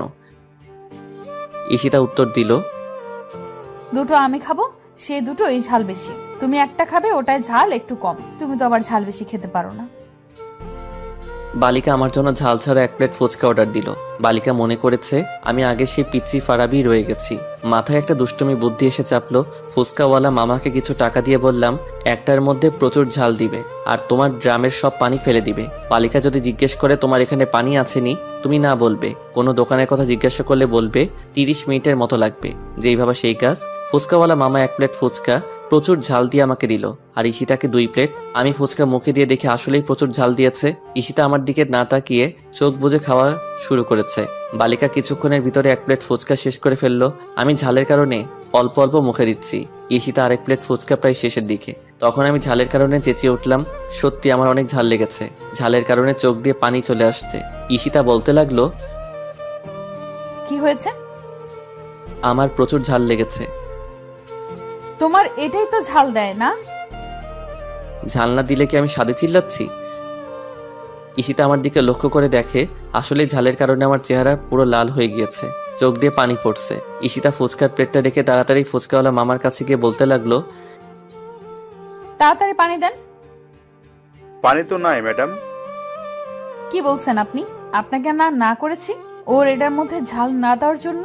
আপনি ঝাল দিলেন কেন ওইটায়? ম্যাডাম ভুলে ঝাল পড়ে গেছে। এদিকে আমি ঝালের কারণে চিল্লিয়ে যাচ্ছি। ঈশিতা দৌড়ে আমার কাছে এসে বলল, ঝাল কি বেশি লেগেছে? আমি ঈশিতার কথার কোনো জবাব দিচ্ছি না। চোখ দিয়ে অজর ধারায় পানি পড়ছে। এখন কি করব আমি? এখানে তো পানিও নেই। কিছু একটা করো প্লিজ, তাড়াতাড়ি। আমি ঝালের কারণে মরে যাচ্ছি। হায় আল্লাহ, এখন আমি কি করব? কি জন্য আমি ফুচকা খেতে এসেছিলাম? ওই ফুচকাওয়ালা ব্যাটার জন্য এই অবস্থা। ঈশিতা পানির জন্য দৌড়াদৌড়ি শুরু করে দিল। ফুচকাওয়ালা মামার কাছে আবারও গিয়ে বলল, প্লিজ একটু পানির ব্যবস্থা করেন না। ম্যাডাম আমি পানি কোথা থেকে আনবো? আপনি ফুচকা বিক্রি করেন, আপনার কাছে পানি থাকে না? আপনি ওকে ঝাল দিয়েছেন কেন? ঈশিতা ঘুরে আমার দিকে তাকালো। আমার অবস্থা খুবই খারাপ। পরক্ষণে আবার ফুচকাওয়ালা মামাকে বলতে লাগলো, আশেপাশে কোনো দোকান নাই? না ম্যাডাম, দোকান তো অনেক দূরে, প্রায় 30 মিনিট লাগবে। কি বলছেন আপনি? ও তো এখন ঝালের কারণে মারা যাবে। ওর যদি কিছু একটা হয়ে যায় আপনাকে আমি ছাড়বো না। আমি ঈশিতাকে ডাকতে লাগলাম। ঈশিতা দৌড়ে আমার কাছে এলো। কি হলো, পানির ব্যবস্থা করতে পারলেন না? কোথাও পানি নাই। দোকানে যেতে এখান থেকে 30 মিনিট লাগবে। এখন আমি কি করব? কিছু একটা করো প্লিজ। ঈশিতা কি করবে বুঝতে পারছে না। দিশেহারা হয়ে গেল। আমাকে টেনে একটা গাছে আড়ালে আনলো। তারপর বলতে লাগলো, চোখ বন্ধ করো। আমি ঝালে মরছি, চোখ বন্ধ করব কেন? তোমাকে বলছি চোখ বন্ধ করতে। আমি চোখ বন্ধ করলাম। সাথে সাথে ঈশিতা আমার ঠোঁট জোড়া ওর আয়ত্তে নিয়ে নিল। অতিরিক্ত ঝাল আর ঈশিতার মধুমাখা চুম্বন দুইটা একত্রিত করে মুখের ভিতরে এক অন্যরকম ফিলিংসের আভাস সৃষ্টি করেছে। মনে হচ্ছে আমার সব ঝাল ঈশিতা তার মধুমাখা ঠোঁট দিয়ে সব চুষে নিচ্ছে। কিছুক্ষণ পর ঈশিতা আমার ঠোঁট ছেড়ে দিয়ে জিজ্ঞাসা করতে লাগলো, ঝাল কমেছে? আমি মাথা নাড়িয়ে না বললাম। সাথে সাথে ঈশিতা আবারও এক চুম্বনে হারিয়ে গেল। ঈশিতার এবারে চুম্বনে আমার মুখের ঝালটাকে একেবারে নিস্তব্ধ করে দিয়েছে। এভাবে ঈশিতা 3 বার আমার ঠোঁট ও আয়ত্তে নেওয়ার পর বলতে লাগলো, এবার ঝাল কমেছে? আমি একটু হেসে বললাম, না। সাথে সাথে ঈশিতা আমার বুকে 2-3 ঘুষি মেরে বলল, লুচু কোথাকার। ঈশিতাকে নিয়ে ফুচকাওয়ালা মামার টাকা দিতে যাব। ঈশিতা বলতে লাগলো, কোনো টাকা দিবে না। কেন? ওনাকে 100 বার না করছি তোমার ফুচকার মধ্যে ঝাল না দেওয়ার জন্য। তারপরে উনি ঝাল দিলেন কেন? আর সবচেয়ে বড় কথা, উনি ফুচকা বিক্রি করে পানি রাখে না কেন? ঈশিতাকে অনেক বুঝিয়ে ফুচকাওয়ালা মামার টাকা দিয়ে হাঁটতে লাগলাম। হাঁটতে হাঁটতে মেন রোড ছেড়ে একটা ছোট রাস্তায় চলে এসেছি। ঈশিতা আমার একটু আগে আগে হাঁটছে। নিস্তব্ধ পরিবেশ। এই রাস্তায় তেমন মানুষ নাই। জনমানবহীন শূন্য রাস্তা। হয়তো খুব কম সংখ্যক লোক এই রাস্তাটা ব্যবহার করে। আমি মনে মনে বলছি, কোন রাস্তায় চলে আসলাম? এই রাস্তা দিয়ে তো আমি কখনো যাইনি। রাস্তার ল্যাম্পপোস্টের বাতিগুলোর একটু দূরে দূরে, এত দূরে দূরে বাতি দেওয়ার মানে কি? চারপাশে অসংখ্য বড় বড় মেহগনি গাছ। সেই মেহগনি গাছের কারণে রাস্তাটাকে একটু অন্ধকার দেখা যাচ্ছে। চারপাশ থেকে অসংখ্য ঝিঝি পোকার ঝিঝি শব্দ কানে আসছে। পরিবেশটাকে আমার কাছে তেরকম সুবিধার মনে হচ্ছে না। হঠাৎ করে তীব্র একটা ঠান্ডা একটা বাতাস শরীরে এসে লাগলো। সে বাতাসে মেহগনি গাছের পাতাগুলো ঝরঝর করে রাস্তায় পড়ছে। গাছে ডাল একটার সাথে আরেকটা বাড়ি খাচ্ছে। আকাশের দিকে তাকিয়ে বুঝতে পারলাম মেঘের পূর্বাভাস, কিছুক্ষণ পরে হয়তো বৃষ্টি নামবে। ঠান্ডা বাতাস আর অল্প অন্ধকার রাস্তা, এই পরিবেশটা দেখে গাটা কেমন যেন একটু হিমশীতল হয়ে এলো। আমি পরক্ষণেই সামনে তাকাতে দেখি বিশাল বড় একটা কবরস্থান। এবার শরীরটা পুরোপুরি কাঁটা দিয়ে উঠলো। হাতে থাকা ঘড়ির দিকে তাকালাম, রাত 8টা বেজে গেছে, খেয়ালই নেই। আম্মু খুব টেনশন করবে। আমি জোরে জোরে পা চালাতে লাগলাম। সামনে তাকিয়ে দেখি ঈশিতা আমার কিনে দেওয়া চকলেট খাচ্ছে আর আনমনে হাঁটছে। আমি বালিকাকে ধরার জন্য আর একটু জোরে পা চালাতে লাগলাম। হঠাৎ করে পকেটে থাকা মোবাইলটা বাজতে লাগলো। মোবাইলটা বের করে কানে লাগাতেই ঈশিতা আচমকা দৌড়ে এসে আমাকে শক্ত করে জড়িয়ে ধরলো। আমি ফোনটা কেটে ঈশিতাকে বললাম, কি হয়েছে ঈশিতা? ঈশিতা কোনো কথা বলছে না, আমাকে আরো ঝাপটে ধরেছে। বুঝতে পেরেছি বালিকা হয়তো কোনো কারণে অনেক ভয় পেয়েছে। আমি হাত দিয়ে ঈশিতার মাথাটা বুক থেকে তুলবো, কিন্তু ঈশিতা আমাকে আরো শক্ত করে জড়িয়ে ধরে। না, সত্যি অনেক ভয় পেয়েছে। কি হয়েছে বলো আমাকে, এত ভয় পাচ্ছ কেন? ঈশিতা তার ভয়ে কাপা গলায় বলল, সামনে তাকিয়ে দেখো। আমি ঈশিতার কথা শুনে ভয়ে ডোক গিলে ফেললাম। ভয়ে ভয়ে আস্তে আস্তে সামনে তাকালাম, না কিছুই দেখতে পাচ্ছি না। আবারও ঈশিতাকে জিজ্ঞাসা করলাম, কই? সামনে তো কিছুই নাই। ঈশিতা এবার বলতে লাগলো, কবরস্থানের কোনায় বড় গাছের নিচে তাকিয়ে দেখো। এবার সত্যি সত্যি ঈশিতার কথা শুনে গলা শুকিয়ে গিয়েছে। কবরস্থানের দিকে চোখ তুলে তাকাবো, সে সাহসটুকু পাচ্ছি না। ঈশিতাকে জড়িয়ে ধরে ভয়ে ভয়ে কবরস্থানের কোনায় গাছটার দিকে চোখ তুলে তাকাতেই ভয়ে শরীরটা কেঁপে উঠল। গাছটার নিচে একজন মহিলা মনে হয় দাঁড়িয়ে আছে। দূর থেকে বেশি বোঝা যাচ্ছে না, কিন্তু পরনে সাদা ধবধবে কাপড়, এটা বোঝা যাচ্ছে। কি হতে পারে? এটা কোনো মানুষ না অন্য কিছু? আর এই জনমানবহীন রাস্তায় মানুষ আসবে কোথা থেকে? 20 মিনিট ধরে এই রাস্তা দিয়ে হাঁটছি, একটা মানুষও তো দেখতে পাইনি। আর মানুষ হলেও এই রাতের বেলা কবরস্থানের কোনায় কি করবে? তার মানে কি অন্য কিছু? ভূত, প্রেত, জিন? ঈশিতা বলতে লাগলো, কি দেখতে পেয়েছো? কি ওটা? এই তো কোনো মানুষ টানুষ হবে। মানুষ হলে রাতের বেলা কবরস্থানের কোনায় কি করবে? আর পরনে সাদা কাপড় থাকবে কেন? মানুষ কি সাদা কাপড় পরে না? পরে, কিন্তু রাতের বেলা সাদা কাপড় পরে কবরস্থানের কোনায় কি করবে? আমার কিন্তু খুব ভয় করছে। চলো আমরা অন্য রাস্তা দিয়ে চলে যাই। অন্য রাস্তায় দিয়ে গেলে বাসায় যেতে অনেক রাত হয়ে যাবে। তাহলে কি করবে এখন? ঈশিতার কথা শুনে ভাবতে লাগলাম কি করা যায়। রাতের বেলা কবরস্থানের কোনায় কি হতে পারে এটা? হঠাৎ করে মনে হলো কবরস্থান তো পাক পবিত্র জায়গা, ওইখানে তো কোনো খারাপ জিনিস থাকে না। তাহলে ওটাও কোনো খারাপ জিনিস না, হয়তো কোনো পাগল টাগল হবে। এর আগেও একবার ভয় পেয়েছিলাম। রাতে বন্ধুদের সাথে আড্ডা দিয়ে বাসায় ফিরছিলাম। রাত 1টা। রাস্তার মোড়ে দেখে একজন মহিলা দাঁড়িয়ে আছে, এলোমেলো চুলে। মহিলাটাকে অনেকটা অদ্ভুত দেখা যাচ্ছিল। ওই দিন অনেকটা ভয় পেয়েছিলাম, পরে জানতে পারি ওটা একটা পাগল ছিল। আজ হয়তো ওরকমই কিছু একটা হবে। আমি ঈশিতাকে বললাম, চলো আস্তে আস্তে হাঁটতে থাকি, দেখি এটা কি হতে পারে। ঈশিতা আমার পিছনে তার দুহাত দিয়ে আমার হাত শক্ত করে ধরেছে। যত সামনে আগাচ্ছি ততই ভয় লাগছে।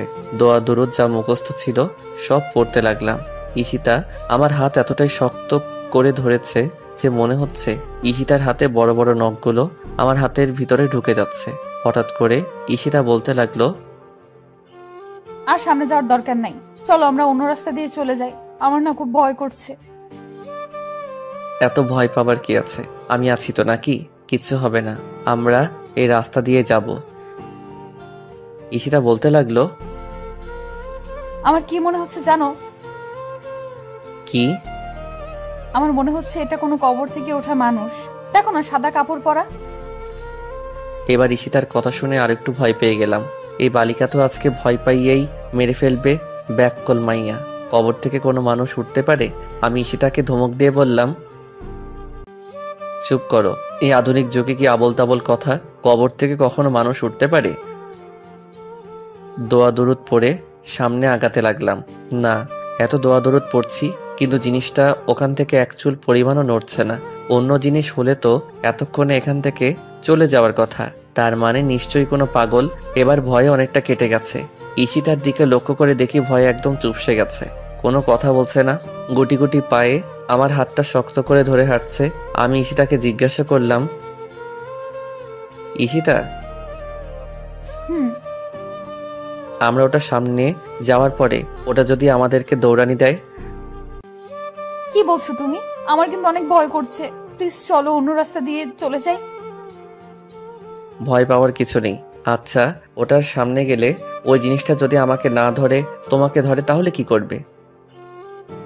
কি করব মানে? কিছু করব না। কেন? তুমি আছো তো। আমি কি করব? তুমি আমাকে বাঁচাবে। ওই সময় তো আমার জান বাঁচানো ফরজ। তোমাকে কিভাবে বাঁচাবো? কি? তুমি আমাকে বাঁচাবে না? আরে আরে ওই সময় আমি বাঁচলে এনে তোমাকে বাঁচাবো। আমি কিন্তু এখন কান্না করব। আমি আরেকটু মজা নেওয়ার জন্য বললাম, ঈশিতা, তোমার পিছনে তাকিয়ে দেখো।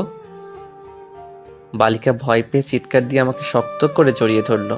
কোনোভাবে ঈশিতার মাথা আমার বুক থেকে তুলতে পারছি না। অনেকক্ষণ পরে বুক থেকে মাথাটা তুললাম, দেখি বালিকা কান্না করে দিয়েছে। আমি জিজ্ঞাসা করলাম, কি ভয় পেয়েছো? বালিকা কান্নার কারণে মাথা ঝাঁকি দিয়ে হ্যাঁ শব্দ উচ্চারণ করলো। না, অনেকটা ভয় পেয়ে গিয়েছে।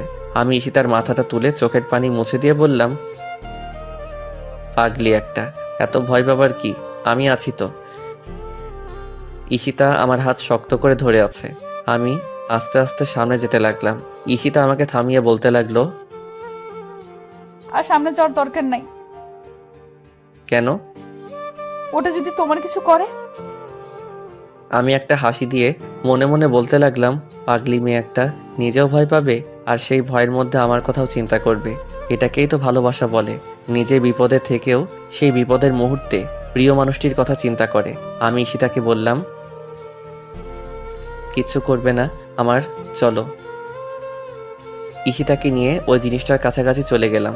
হ্যাঁ, স্পষ্ট দেখতে পাচ্ছি একজন মহিলা দাঁড়িয়ে আছে, সাদা শাড়ি পরে। কিন্তু একজন মহিলা এত রাতে কবরস্থান কোনায় কি করে? হঠাৎ করে লক্ষ্য করলাম মহিলা কি যেন বলছে। মহিলার কথা শোনার জন্য আর একটু সামনে এগিয়ে গেলাম। সামনে গিয়ে পুরোপুরিভাবে বুঝতে পারলাম আমি যা ভেবেছিলাম তাই। একজন পাগল মুখ দিয়ে কি আবল তাবল বিলাপ করছে। ঈশিতাকে নিয়ে দ্রুত কবরস্থানের জায়গা ওভারটেক করে সামনে চলে আসলাম। কিছুক্ষণ হাঁটার পরে দেখতে পেলাম গাড়ি ঘোড়া চলছে, দোকানপাটও আছে। এর ভিতরে গুড়ি গুড়ি বৃষ্টি পড়া শুরু হয়েছে। তাড়াতাড়ি বাসায় যেতে হবে। একটা রিক্সা ঠিক করলাম, রিক্সায় উঠতে যাব। এমন সময় পকেটের থাকা মোবাইলটা বাজতে লাগলো। আম্মু ফোন দিয়েছে। হ্যাঁ আম্মু, বলো। কোথায় তোরা? এই তো আম্মু, রাস্তায়। রাস্তায় কি করিস? বৃষ্টি আসতেছে, দেখতে পাচ্ছিস না? তাড়াতাড়ি বাসায় আয়। একদম কিন্তু বৃষ্টিতে ভিজবে না, তোর কিন্তু অল্প বৃষ্টিতে ভিজলে জ্বর চলে আসে। আচ্ছা ঠিক আছে, আসতেছি আমরা। ঈশিতা কোথায়? ঈশিতার কাছে ফোনটা দেয়। আমি ফোনটা ঈশিতার কাছে দিলাম। ঈশিতা কিছুক্ষণ আম্মুর সাথে কথা বলে ফোনটা রেখে দিল। আম্মু ঈশিতার কাছে কি বলছে কে জানে। একটা রিক্সা ঠিক করে রিক্সায় উঠতে যাব, এমন সময় ঝুম বৃষ্টি পড়তে শুরু করলো। তাড়াতাড়ি রিক্সায় উঠে ঈশিতা রিক্সার হুডটা টান দিয়ে তুলল। বৃষ্টির মধ্যে রিক্সা চলতে শুরু করলো। রিক্সাওয়ালা মামা একটা পলিথিন কাগজ আমাদের পায়ের কাছে দিল, যেন ভিজে না যায়। ঈশিতা আমার দিকে তাকিয়ে দেখে ঝুম বৃষ্টির কারণে আমার মাথা প্রায় ভিজে যাচ্ছে। ঈশিতা জানে যে আমি অল্প বৃষ্টিতে ভিজলে আমার জ্বর চলে আসে, তাই ঈশিতা তাড়াতাড়ি পায়ের কাছ থেকে পলিথিন কাগজটা তুলে আমার মাথায় ধরলো। আমি ঈশিতার দিকে তাকিয়ে হাত দিয়ে কাগজটা ধরলাম। বৃষ্টি বেড়েই চলেছে। মাথার উপরে কাগজ দেওয়ার পরেও বৃষ্টির ফোঁটা এসে গায়ে পড়ছে, প্রায় ভিজেই যাচ্ছি। ঈশিতা আমার দিকে তাকিয়ে তার শাড়ির আঁচলটা দিয়ে আমাকে সম্পূর্ণভাবে ঢেকে নিল। আমি ঈশিতার এত কেয়ার দেখে ঈশিতার দিকে এক দৃষ্টি দিয়ে তাকালাম। ঈশিতা প্রায় বৃষ্টিতে ভিজে গেছে, কিন্তু ঈশিতার সেই দিকে কোনো খেয়াল নাই। আমি ভিজে যাচ্ছি সেই দিকেই তার খেয়াল। তাই তো কাগজের পরেও তার শাড়ির আঁচলটা আমার মাথার উপর ধরেছে। আমি ঈশিতার দিকে তাকিয়ে থাকতে দেখে ঈশিতা বলতে লাগলো, কি দেখো এভাবে তাকিয়ে? আমার সিনিয়র বউটাকে দেখি। এত দেখতে হবে না, এমনি বৃষ্টিতে ভিজে যাচ্ছ, চুপ করে বসে থাকো। আমি একটা মুচকি হাসি দিয়ে ঈশিতার বৃষ্টিতে ভিজে যাওয়া হাতটা শক্ত করে ধরলাম। প্রায় 10-15 মিনিট পরে বাসার কাছে পৌঁছে গেলাম। রিক্সা থেকে নেমে বাসার ভিতরে ঢুকতে ঢুকতে প্রায় অনেকটা ভিজে গেছি। ঈশিতা তাড়াতাড়ি রুম থেকে একটা তোয়ালে আমার হাতে দিল। আমি মাথাটা মুছে ড্রয়িং রুমের সোফায় বসলাম। ঈশিতা কাপড় চেঞ্জ করতে রুমে চলে গেল। 2 মিনিট পরে আম্মু এসে বলতে লাগলো, এতক্ষণ পর্যন্ত বাইরে ঘুরতে হয়? বৃষ্টিতে তো একেবারে ভিজে গেছিস, এখন তো জ্বর আসবে নিশ্চয়ই। কিচ্ছু হবে না আম্মু, আমার প্রচন্ড খিদে লেগেছে, খাবার দাও। আচ্ছা ঠিক আছে, দিচ্ছি। ঈশিতাকে ডাক। 5 মিনিট পর ঈশিতা কাপড় চেঞ্জ করে নিচে আসলো। সবাই মিলে খাওয়া দাওয়া করে কিছুক্ষণ আড্ডা দিলাম। তারপর ঈশিতা রুমে চলে গেল আর আমি ড্রয়িং রুমের সোফায় বসে একটা হিন্দি মুভি দেখতে লাগলাম। রাত 10টা। আমি আস্তে আস্তে রুমের দিকে যাচ্ছি। রুমের দরজাটা হালকা ধাক্কা দিতেই খুলে গেল। রুমের ভিতরে প্রবেশ করে আমি অবাক হয়ে গেলাম। পুরো রুম ফুল দিয়ে সাজানো, ফুলের ঘ্রাণে পুরো রুম মুখরিত হয়ে আছে। ঈশিতাকে দেখতে পাচ্ছি না। ঈশিতা কোথায় আর ফুল দিয়ে এই রুম সাজালো কে? 2 মিনিট পরে ঈশিতা ওয়াশরুম থেকে বের হলো। আমি ঈশিতার দিকে তাকিয়ে দেখি একটা আকাশি কালার শাড়ি পরা আছে, মাথায় হিজাব দেওয়া। ঈশিতা আমাকে দেখে বলতে লাগলো, এতক্ষণে নিচ থেকে আসলে, না আসলেই পারতে, আজকে ড্রয়িং রুমে ঘুমিয়ে থাকতা। আমি ঈশিতার কথা শুনে ঈশিতার একদম কাছে গেলাম। তারপর বললাম, কি ব্যাপার, রুম এভাবে ফুল দিয়ে সাজিয়েছে কে? আমি। কেন? কারণ আছে। ঈশিতা ওয়ার্ড্রপ থেকে নতুন একটা পাঞ্জাবি এনে আমার হাতে দিয়ে বলতে লাগলো, যাও তাড়াতাড়ি এই পাঞ্জাবিটা পরে অজু করে আসো। আমি বাধ্য ছেলের মতো কোনো কথা না বলে পাঞ্জাবিটা পরে ওয়াশরুম থেকে অজু করে আসলাম। ঈশিতা আমার কাছে এসে বলতে লাগলো, চলো এখন আমরা 4 রাকাত নফল নামাজ আদায় করব। 4 রাকাত নফল নামাজ আদায় করব? পুরো রুম ফুল দিয়ে সাজাইছো, আমি তো কিছুই বুঝতে পারছি না। ঈশিতা একটা মুচকি হাসি দিয়ে বলতে লাগলো, এত বুঝতে হবে না, চলো আমরা আগে 4 রাকাত নফল নামাজ পড়ি। নামাজ পড়বো কেন? কেন নামাজ পড়বে শুনবে? ঈশিতা আমার পাঞ্জাবির বোতামগুলো লাগাতে লাগাতে বলতে লাগলো, তাহলে শোনো, আজ থেকে আমাদের নতুন জীবনের গল্প শুরু করব। দুজনের দেখা রঙিন স্বপ্নগুলো বাস্তবে রূপ দিব। তোমার আমার পবিত্র ভালোবাসা একই সুতোয় গাঁথবো। এই ঝুম বৃষ্টির রাতে তোমার আমার ভালোবাসার পূর্ণতা দিয়ে ভালোবাসাটা আরো মধুময় করে তুলবো। সে মধুময় ভালোবাসা দিয়ে দুজনে সুখের একটা স্বর্গ সংসার বানাবো। সে সুখের সংসারে থাকবো তুমি আমি আর আমাদের একটা ছোট্ট সুন্দর ফুটফুটে রাজকুমার, যা ঠিক দেখতে তোমার মতো হবে। ঈশিতা এই কথা বলে জিহ্বায় কামড় দিয়ে ফেললো। যা, কি বলে ফেললাম? কি বললে? যা বলছি বলেছি। কি দিতে পারবা না একটা রাজকুমার ঠিক তোমার মতো? আমি মুচকি এসে ঈশিতাকে কাছে টেনে নিয়ে কপালে একটা চুমু দিয়ে বললাম, একটা কেন 5টা দিব, তবে রাজকুমার নয়, রাজকন্যা, যার চেহারাটা হবে ঠিক তোমার মতো। না, আমার চেহারার মতো হওয়ার দরকার নাই। আমি চাই রাজকুমার তোমার মতো হোক। না, আমার রাজকন্যা চাই ঠিক তোমার মতো। না, আমার রাজকুমার চাই। না, আমার রাজকন্যা চাই। এখন কিন্তু বাড়াবাড়ি হয়ে যাচ্ছে। বাড়াবাড়ি হলে আমি রুম থেকে চলে যাই, তুমি থাকো তোমার রাজকুমার নিয়ে। আচ্ছা ঠিক আছে, চলো আমরা নামাজ পড়ে আল্লাহর কাছে চাই। আল্লাহ যা দিবে আমরা তাতেই খুশি। চলো। দুজনে 4 রাকাত নফল নামাজ পড়লাম এবং আমরা নেক সন্তান দেওয়ার জন্য আল্লাহর কাছে দোয়া চাইলাম। নামাজ শেষ করে আমি ঈশিতাকে কোলে তুলে নিয়ে আস্তে আস্তে বিছানার দিকে এগিয়ে যেতে লাগলাম।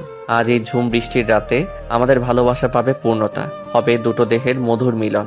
হারিয়ে যাবো আজ সুখের এক স্বর্গরাজ্যে। আজ ইচ্ছে ডানা মেলে উড়ে বেড়াবো ওই দূর নীল আকাশে।